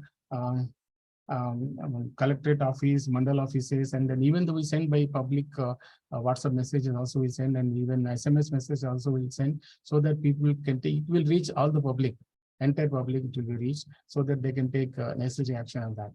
Now coming to the, heat waves, we are very fortunate that in the last 3 years, from 2022, 21, and 22, there are no heat wave days, whereas there are days in the all over India, there are certain days, but in these 3 years, from 2020 to 2022, we make the heat wave days to 0. And the reason for that is the cooperation between the government office, like state government office and SDM, APS, DMA, our office, and the stakeholders and the NGOs. So the this cooperation is very much critical to reduce the heat wave days. Unfortunately, this year we had 3 heat wave days. Even though we tried to make it 0, it was not possible, because of course the temperature is also very high this year compared to the last previous years. Now coming to the monsoon requirement, today we have a meeting with the Chief Secretary about the monsoon performance and then what actions to be taken. These are all known figures, and this is the on the left side the figure shows the onset of the monsoon, normal dates of the onset of the monsoon. In general, the 1st June is in the Kerala coast, and it comes around the 1st June. But this year, it seems it will be 4th June, onset of the monsoon in the Kerala coast will be 4th June. Accordingly, the normal onset dates in the Andhra Pradesh are, we have taken only as a sample 3 districts. One is Ongole, Visakhapatnam, and Machilipatnam. The dates are given here. For example, Ongole, actually in Andhra, the monsoon onset starts on 8 June, but because this year the monsoon is delayed by about 3 days, so it is likely to start on 11th or 12th June in Andhra, and the entire Andhra will be covered within 5 days. So this is we also inform this to now today's meeting in CS addressing, and that meeting which CS Chief Secretary is addressing, all the stakeholders and the district collectors will be there. So we inform this to them so that they can take proper action. And probably this is the last slide. Coming to this is the left side panel is for the rainfall distribution all over India, and for June to September, and this is for only for June, month of June. So if you see here, for example, for Andhra Pradesh, for which we are concerned, entire Andhra Pradesh is likely to have below normal rainfall. Of course, even the entire India is also likely to have below normal rainfall. Of course, the IMD prediction is normal rainfall, that is 96 to 104%. But as per this map, this area, at least Andhra, is likely to have below normal rainfall, except 3 districts in the southern part of it, where rainfall can be normal. And similarly, almost similar situation is there for the June also. And this we are communicating so that whatever actions have to be taken, for example, any irrigation acceptance, they get taken. So these stakeholders can take the action. So rainfall is most likely to be below normal for most parts of IP, excepting 3 districts mentioned here in the southwest monsoon season of 2023. Thank you so much. This is what I wanted to present. Thank you. Thank you, Dr. Hali. Thank you so much for this information. For us to understand and also to play a critical role as a support mechanisms to state disaster management authority. Thank you so much. Thank you. Can I request Ms. Vaidyanathan sir to continue, please? Hello. Yes, Dr. Mahendran. Thank you, sir. Thank you. Thank you for joining. Thank you so much. After listening to Dr. Ali's presentation, I have very limited things to share. So his presentation was more comprehensive and mostly most of the states, as you all know, we have standardized the preparations for each monsoon. And in respect of Tamil Nadu, as you have already highlighted, the disasters which are known to be season specific, they don't exist now. So irrespective of whether it is southwest monsoon or northeast monsoon or summer monsoon period, we have all kinds of disasters coming and attacking us without any notice. The state gets prepared for managing the floods, cyclones, storm surges, heavy rainfall events, thunderstorm and lightning. And Tamil Nadu used to experience some landslides during this season. And there have been some instances of river and canal breaches during last year. Besides that, you have the major issue of drought, which may or may not create trouble during this season. I think the forecast of IMD released today gives a good hope. But for Tamil Nadu, nearly 18 lakh hectares of cultivation takes place during this season, and this season is very, very important for the delta irrigation. So with this background, I will quickly touch upon the efforts taken up for communicating the risks. As you all know, we have our State Emergency Operations Center, which becomes very active during these seasons. And due to advent of the latest technologies, we have also are able to gather strength from the mobile applications like TN Smart and the Common Alert Protocol System, disaster early warning announcement systems, 424 numbers in the coastal stretches. We are able to reach out to the public to a maximum extent possible with the early warning messages, alert messages, do's and don'ts, etc.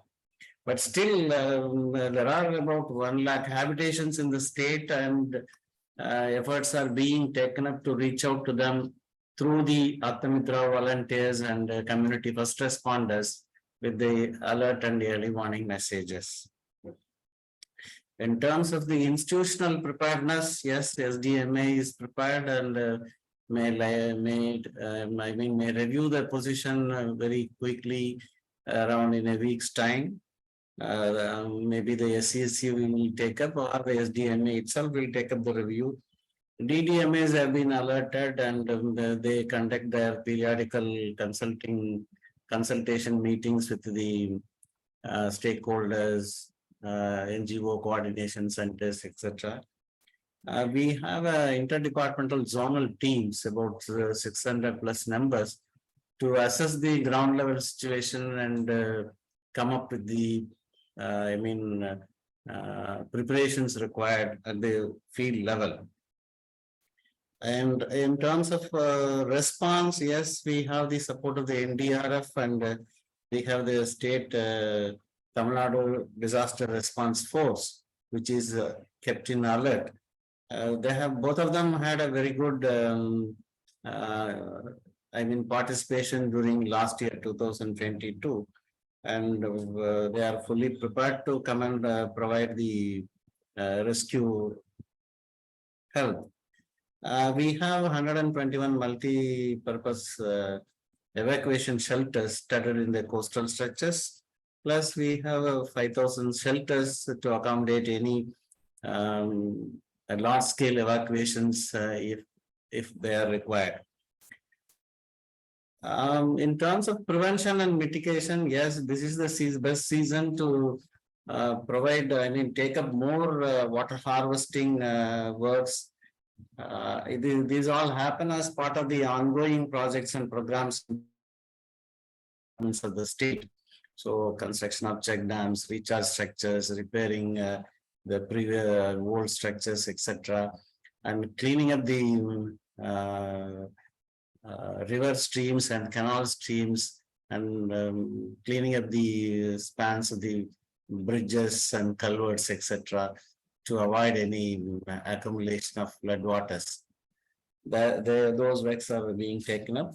Thanks to the State Mitigation Fund, the Government of India provided us money for taking up mitigation works for the first time. So flood mitigation works have been initiated in vulnerable areas.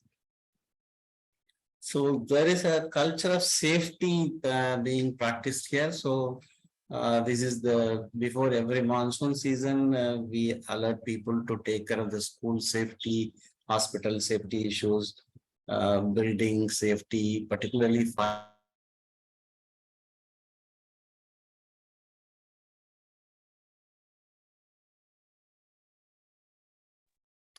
Sir, Sir, you're gone you're on on mute. mute. You're gone on mute. So Yeah. there is an element of boat safety also in some tourism places. So we focus on the how best the safety are ensured. So I think nothing more to add. We are looking for a very active engagement, positive engagement during this season. And one more topic of the stakeholder consultation today is on heat waves.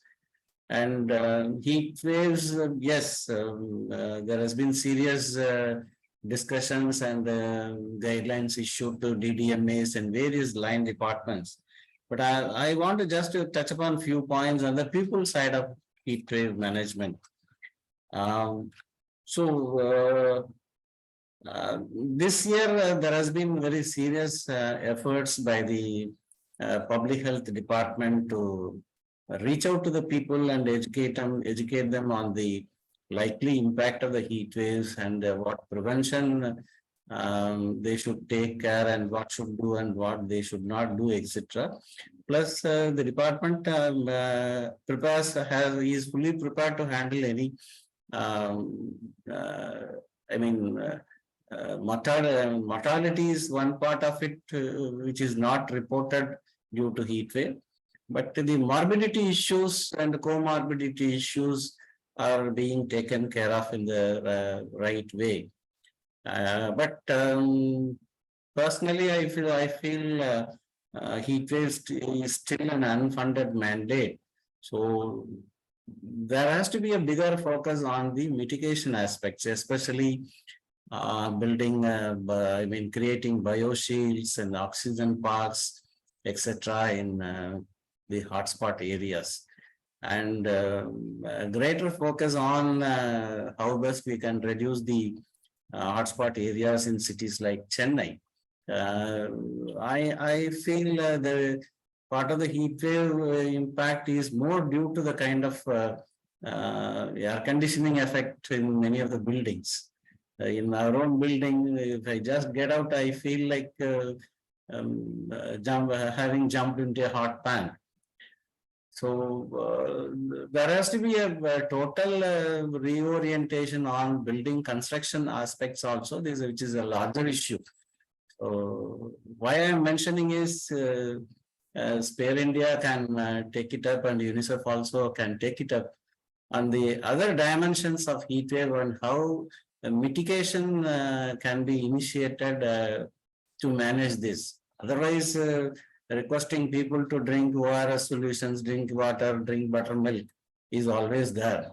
But in course of time, heat wave is going to be a greater problem unless we get prepared with real mitigation efforts. We may have a bigger issues to handle. So with this, I think thank you for the opportunity and looking forward to listen to other presenters. It has so far been a very refreshing event. Thank you.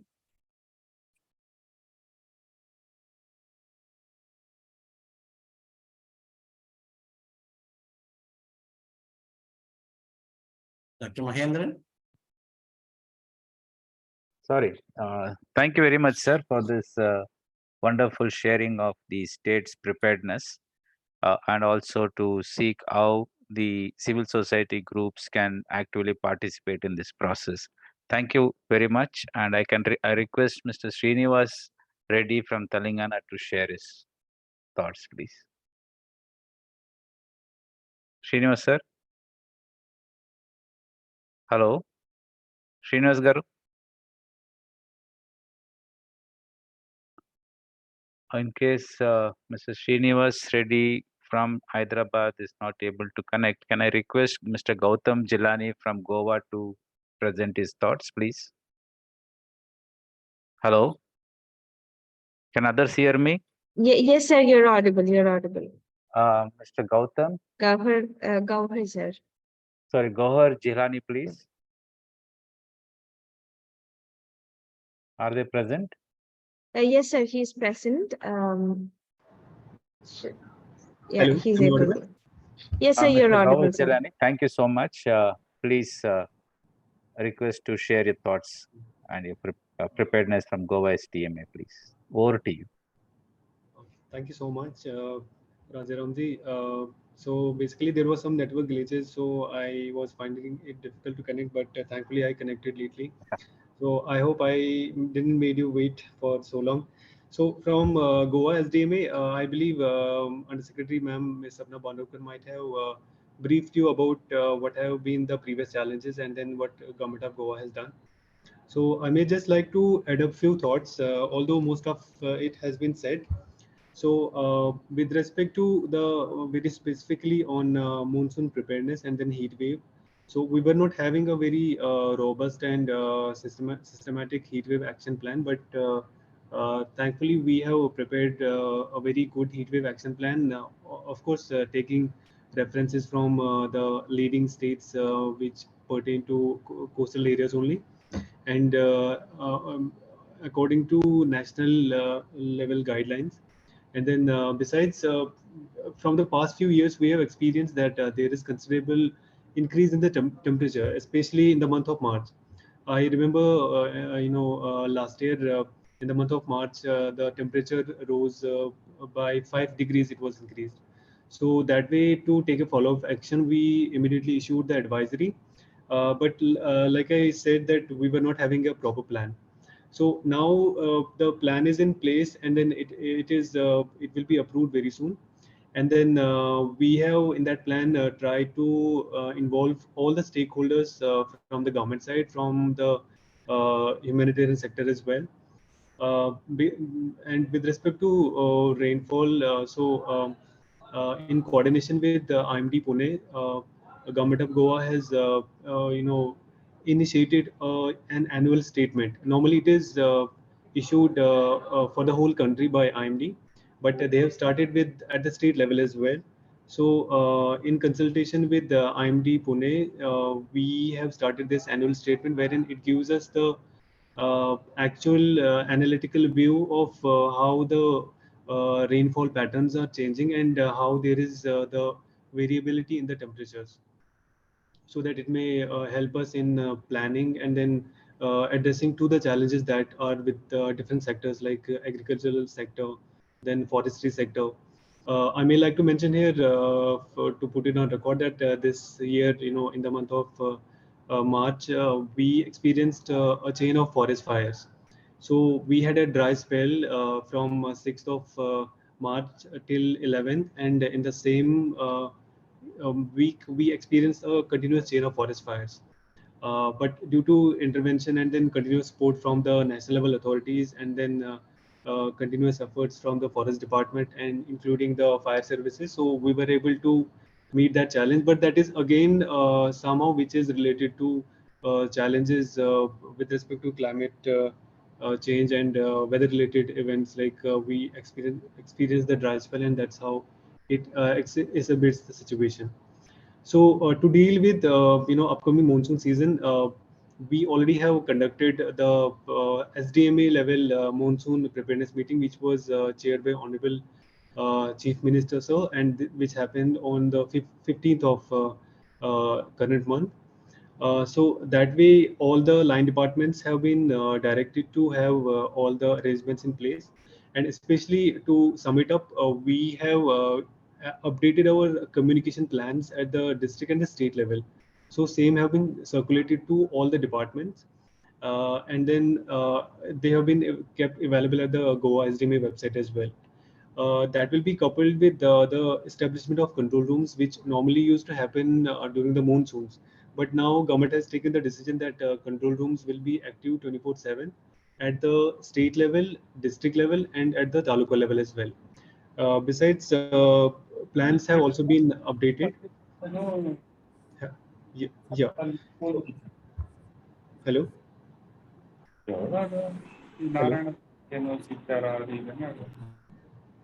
Hello. Jay Prakash, can you mute, please? Yeah. Thank you. Go ahead, Mr. Jawar. Go ahead. Yes, yes, thank you so much. So I believe ma'am might have talked about the multi-purpose cyclone shelters that we have 11 in number, and out of them 5 are in North Goa and then 7 are in South Goa. So although they have been constructed for the cyclonic purpose, but we call them multi-purpose cyclone shelter. So whenever we will feel like accommodating the disaster-related victims, so these shelters can be used for that. And then also we additionally have schools and community halls that have been identified in all the parts of Goa. Besides that, we have Abda Mitras that have been trained by the nodal agency for that is Fire and Emergency Services. So through them, we have trained the Abda Mitras as well. And we are trying to increase the base of Abda Mitras and especially the community volunteers to build the capacity at the community level, because as all of us disaster management managers believe that the first responder to any kind of disaster situation is the community. So to build the build the capacity from the grassroots level, so this is a very kind of critical aspect wherein we are trying to build the capacity. In addition to that, the plans at the state and district level have already been updated. And since we don't have a dedicated force for, as the other states have like state disaster response force, but government is in the process of raising a dedicated force for the state of Goa.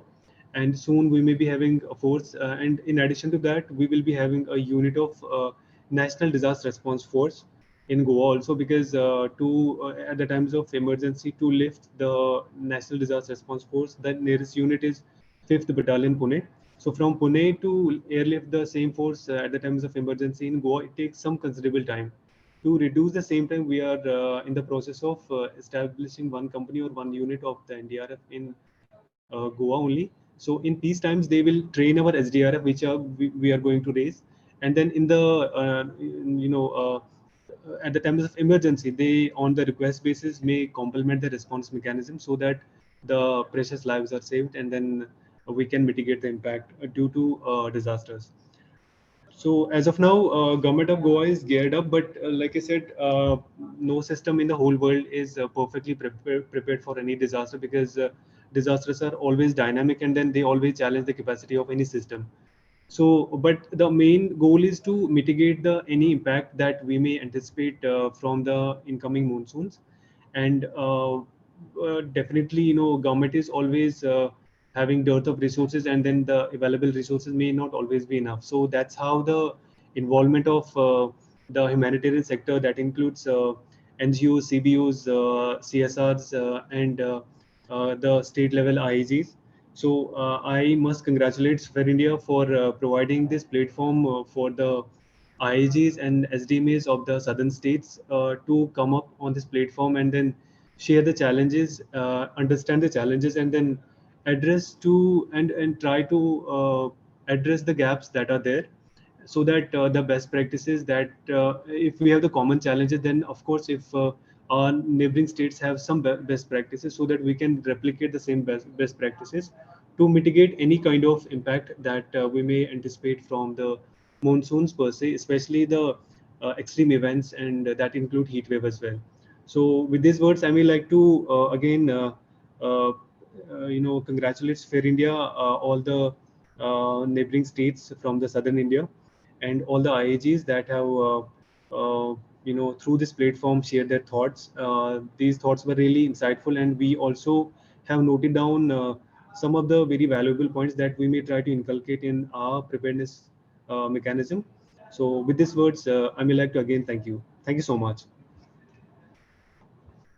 Thank you, Goa, for the insights, especially from the Goa SDMA.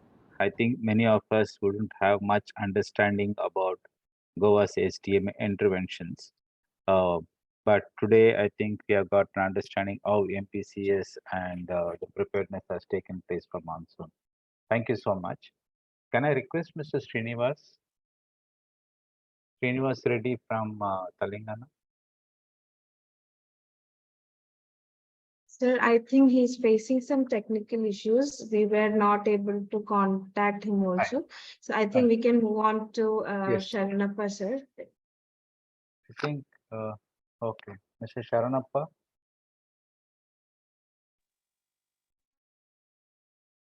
Sharanappa, sir. Okay. Please unmute, please. Sharanappa ಅವರೇ unmute ಮಾಡಿ. ಕೇಳಿಸ್ತಾ ಇಲ್ಲ. ನಿಮ್ಮ voice ಕೇಳಿಸ್ತಾ ಇಲ್ಲ.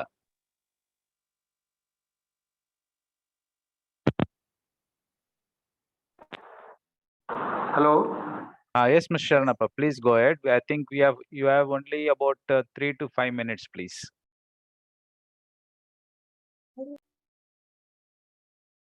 Hello?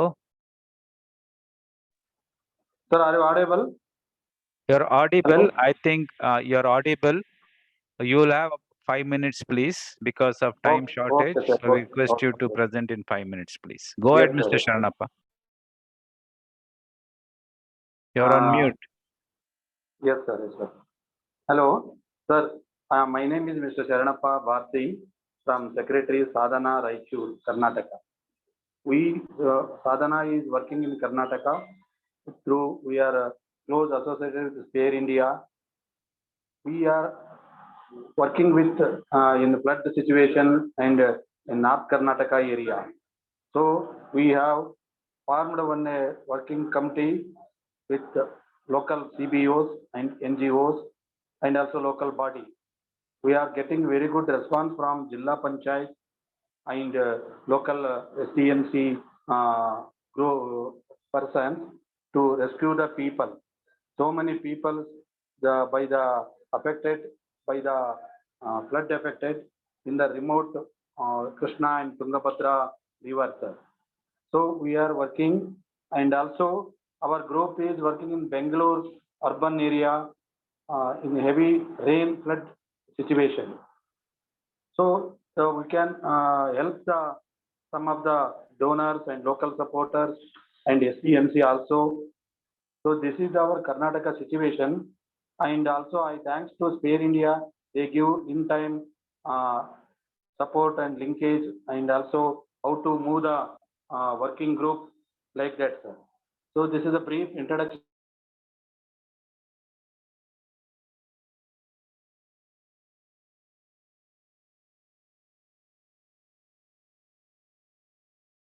You're on mute.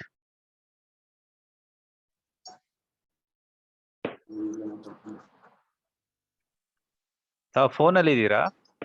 Hello, sir. ತಾವು phone ಇಂದ ಮಾತಾಡ್ತಿದ್ದೀರಾ?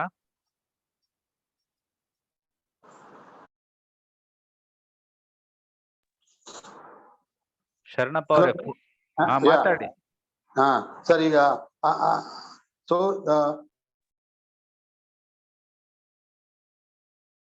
And I think is he speaking from mobile? Yes. Because he quite keeps going off. Sharanappa ಅವ್ರು ಕೇಳಿಸ್ತಾ ಇಲ್ಲ, ನೀವು ಮ್ಯೂಟ್ ಅಲ್ಲಿ ಇದ್ದೀರಾ? ಅನ್ಮ್ಯೂಟ್ ಮಾಡ್ತೀನಿ. ಅನ್ಮ್ಯೂಟ್ ಆಯ್ತು ಸರ್ ಈಗ? ಅನ್ಮ್ಯೂಟ್ ಆಯ್ತು, ಮಾತಾಡಿಪ್ಪ. ಮಾತಾಡ ಸರ್. ನಮಸ್ಕಾರ ಎಲ್ಲರಿಗೂ. Can I speak in English? Please go ahead. We are working in Karnataka.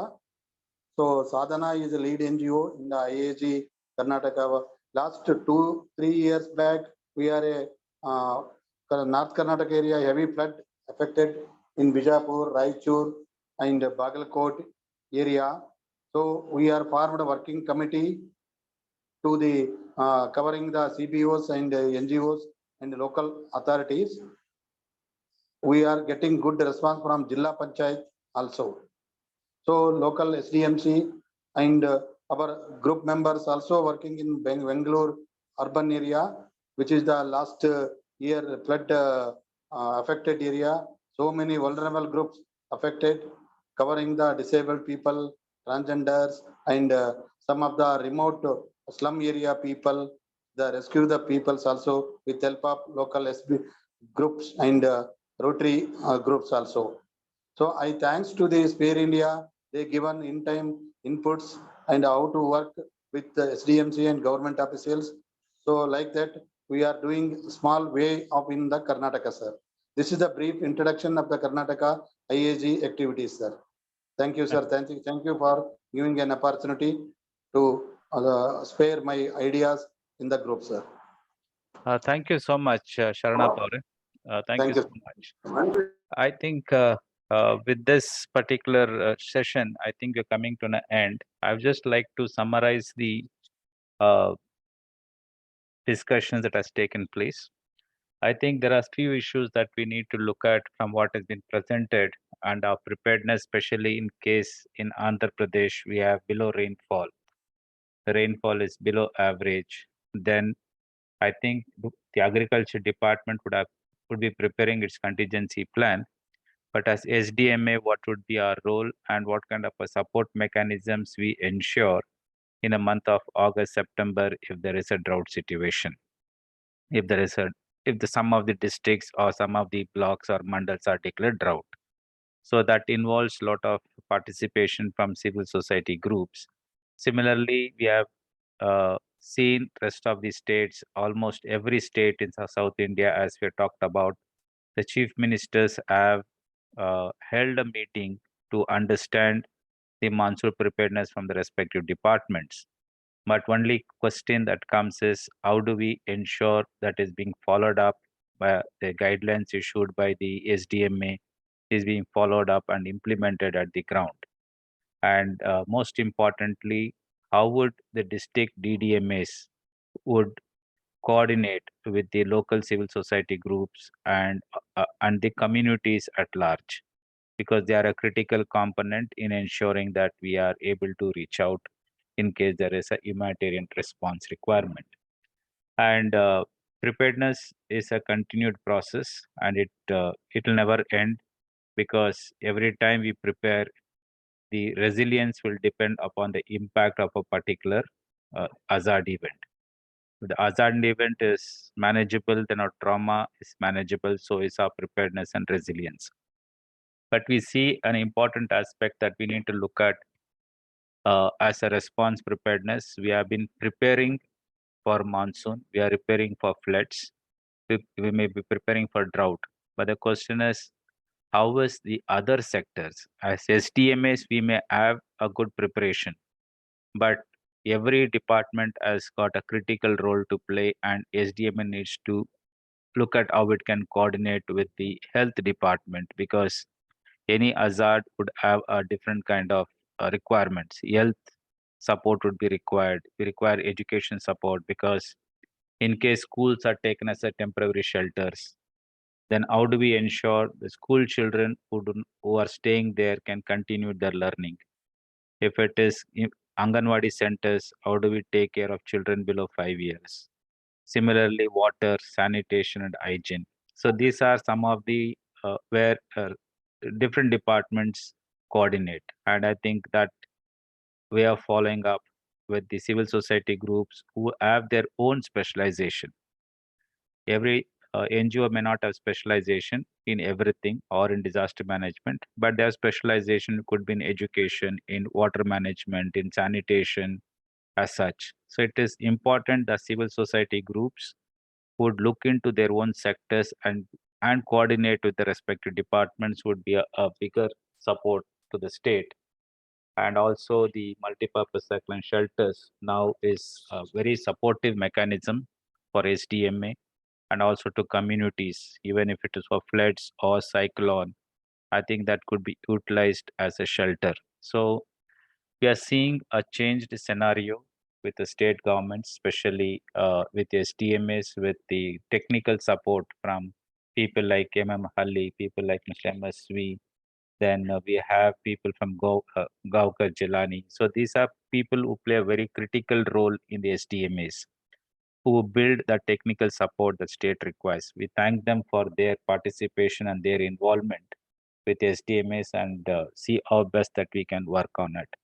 And for Spear India, I think it needs to go beyond its present networking, because every state has got its own network of sectoral networks are there. How do we form alliance up to the grassroots level? So many things are thrown before us. So let us look into it and see how we start working on this preparedness at our own community levels. Each NGO can prepare at its own community. If they're working in 10 villages, 5 villages, preparedness of those communities becomes critical. Saying this, thank you very much, and over to Anna, please. Thank you so much, sir, for very efficiently summarizing the sessions and also for the recommendation that you have provided.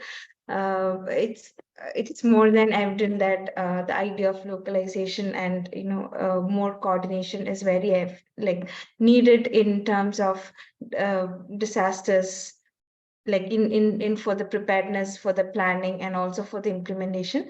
Thank you so much for the recommendations that you've given to us, and also for moderating the session. So we have almost come to an end of the session. So I would like to present a formal vote of thanks. So as we draw this regional level multi-stakeholder. Yes, sir. Is there any questions and answers that the community would like to, members would like to seek, or if time is up, then we can conclude. No, thank you so much for reminding, sir. Let me just quickly have a check. So there is a question from Mr. Praveen, I suppose. So the question is is there any planning done to safeguard the animals, especially livestock and companion animals? So I think in relation to SDMAs, the plans and DDMAs, the issues related to animal husbandry, related to poultry, I think respective departments, that's what are asked to prepare a plan and asked to follow up on it. It is how important that this gets reflected during discussions within the preparedness plan.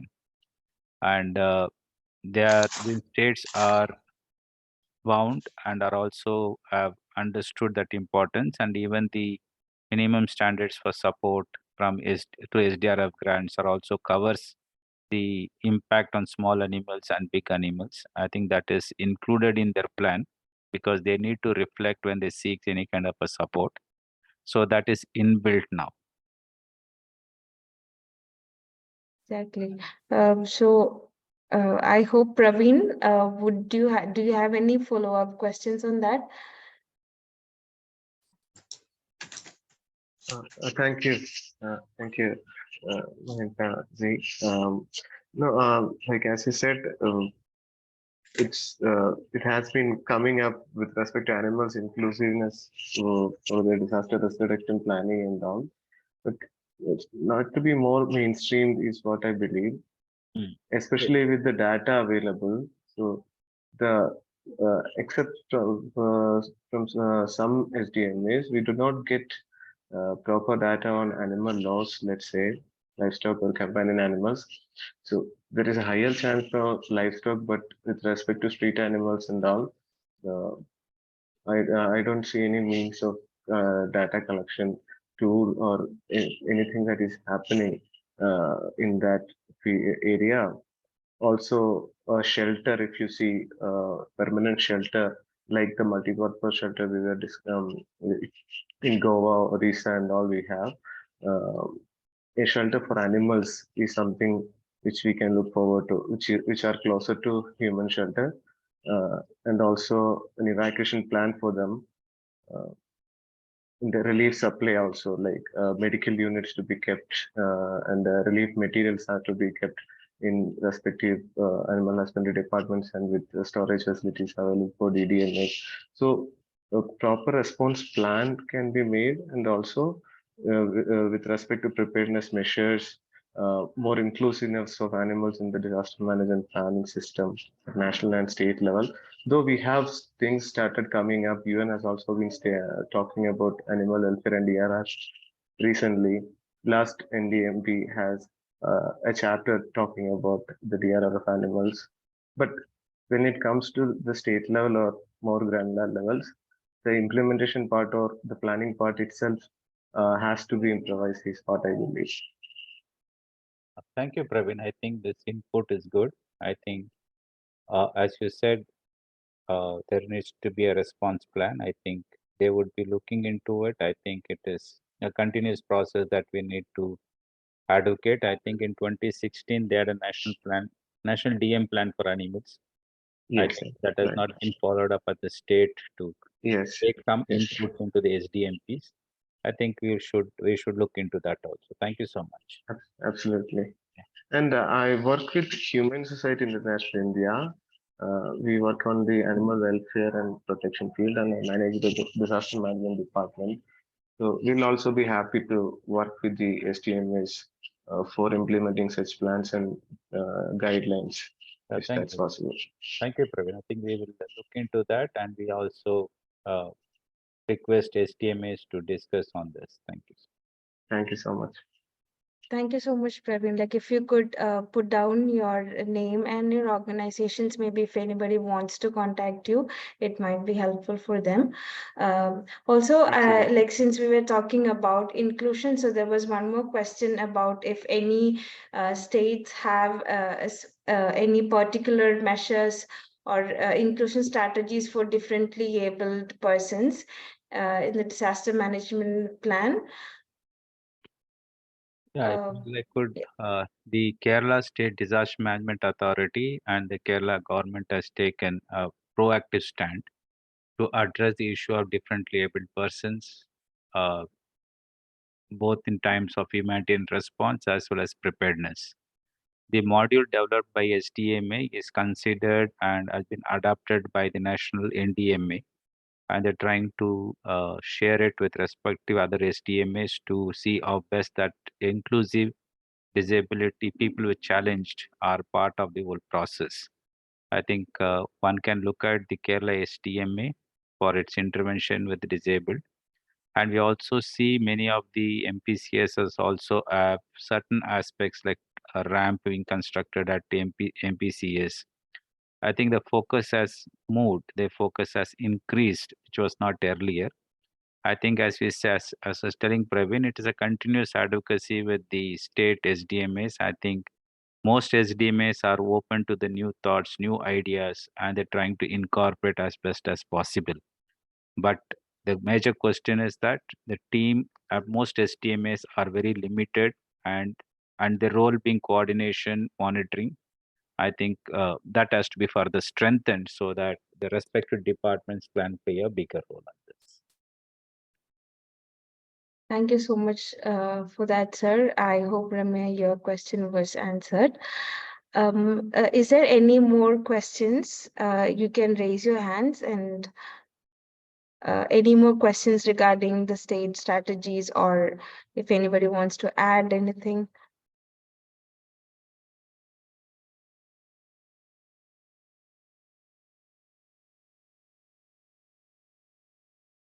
If not, sir, shall we move on Yes. to closing the session? Yeah. Yes, All right. I think its time is up. Maybe others would like to do. Yes, so as we draw this regional level multi-stakeholder consultation for Heatwave and monsoon preparedness to a close, I would formally would like to express my heartfelt gratitude to each and every one of you for your invaluable presence, insights, and contributions. The session has been a remarkable endeavor, bringing together different stakeholders from various sectors, various states of South India and regions to collectively address the challenges posed by heat waves and monsoons, and also to discuss about the strategies that are in place for the upcoming monsoon seasons. I would also like to extend my special thank you to the State Disaster Management Authorities of South India, and also the interagency groups, academia representatives, and also NGO representatives who have dedicated their time to speak and also to share their expertise too, and the learnings and strategies in place for their respective states. Your valuable contribution have enriched our understanding and of the complexities actually involved in the heat wave and monsoon preparedness. And it also enabled us to learn from each other's experience and, and understand and take out the best practices. We also acknowledge the vital role played by the state disaster management authorities in organizing these consultations and also providing a platform for the collaboration. I would also like to extend my thank you to Sri Mahendra sir for very effectively moderating our session and also giving a brief context on the South India's disaster situation in the initial session. Thank you so much, sir, for your time and guidance. And also to all the participants, I express my sincere appreciation for your active engagement and your time in joining the session. So as we conclude the session, let us try to carry forward the learnings and strategies and use this platform to take forward the collaborations and discuss strategies discussed here to our respective domains. And let us also try to implement certain strategies followed by other states.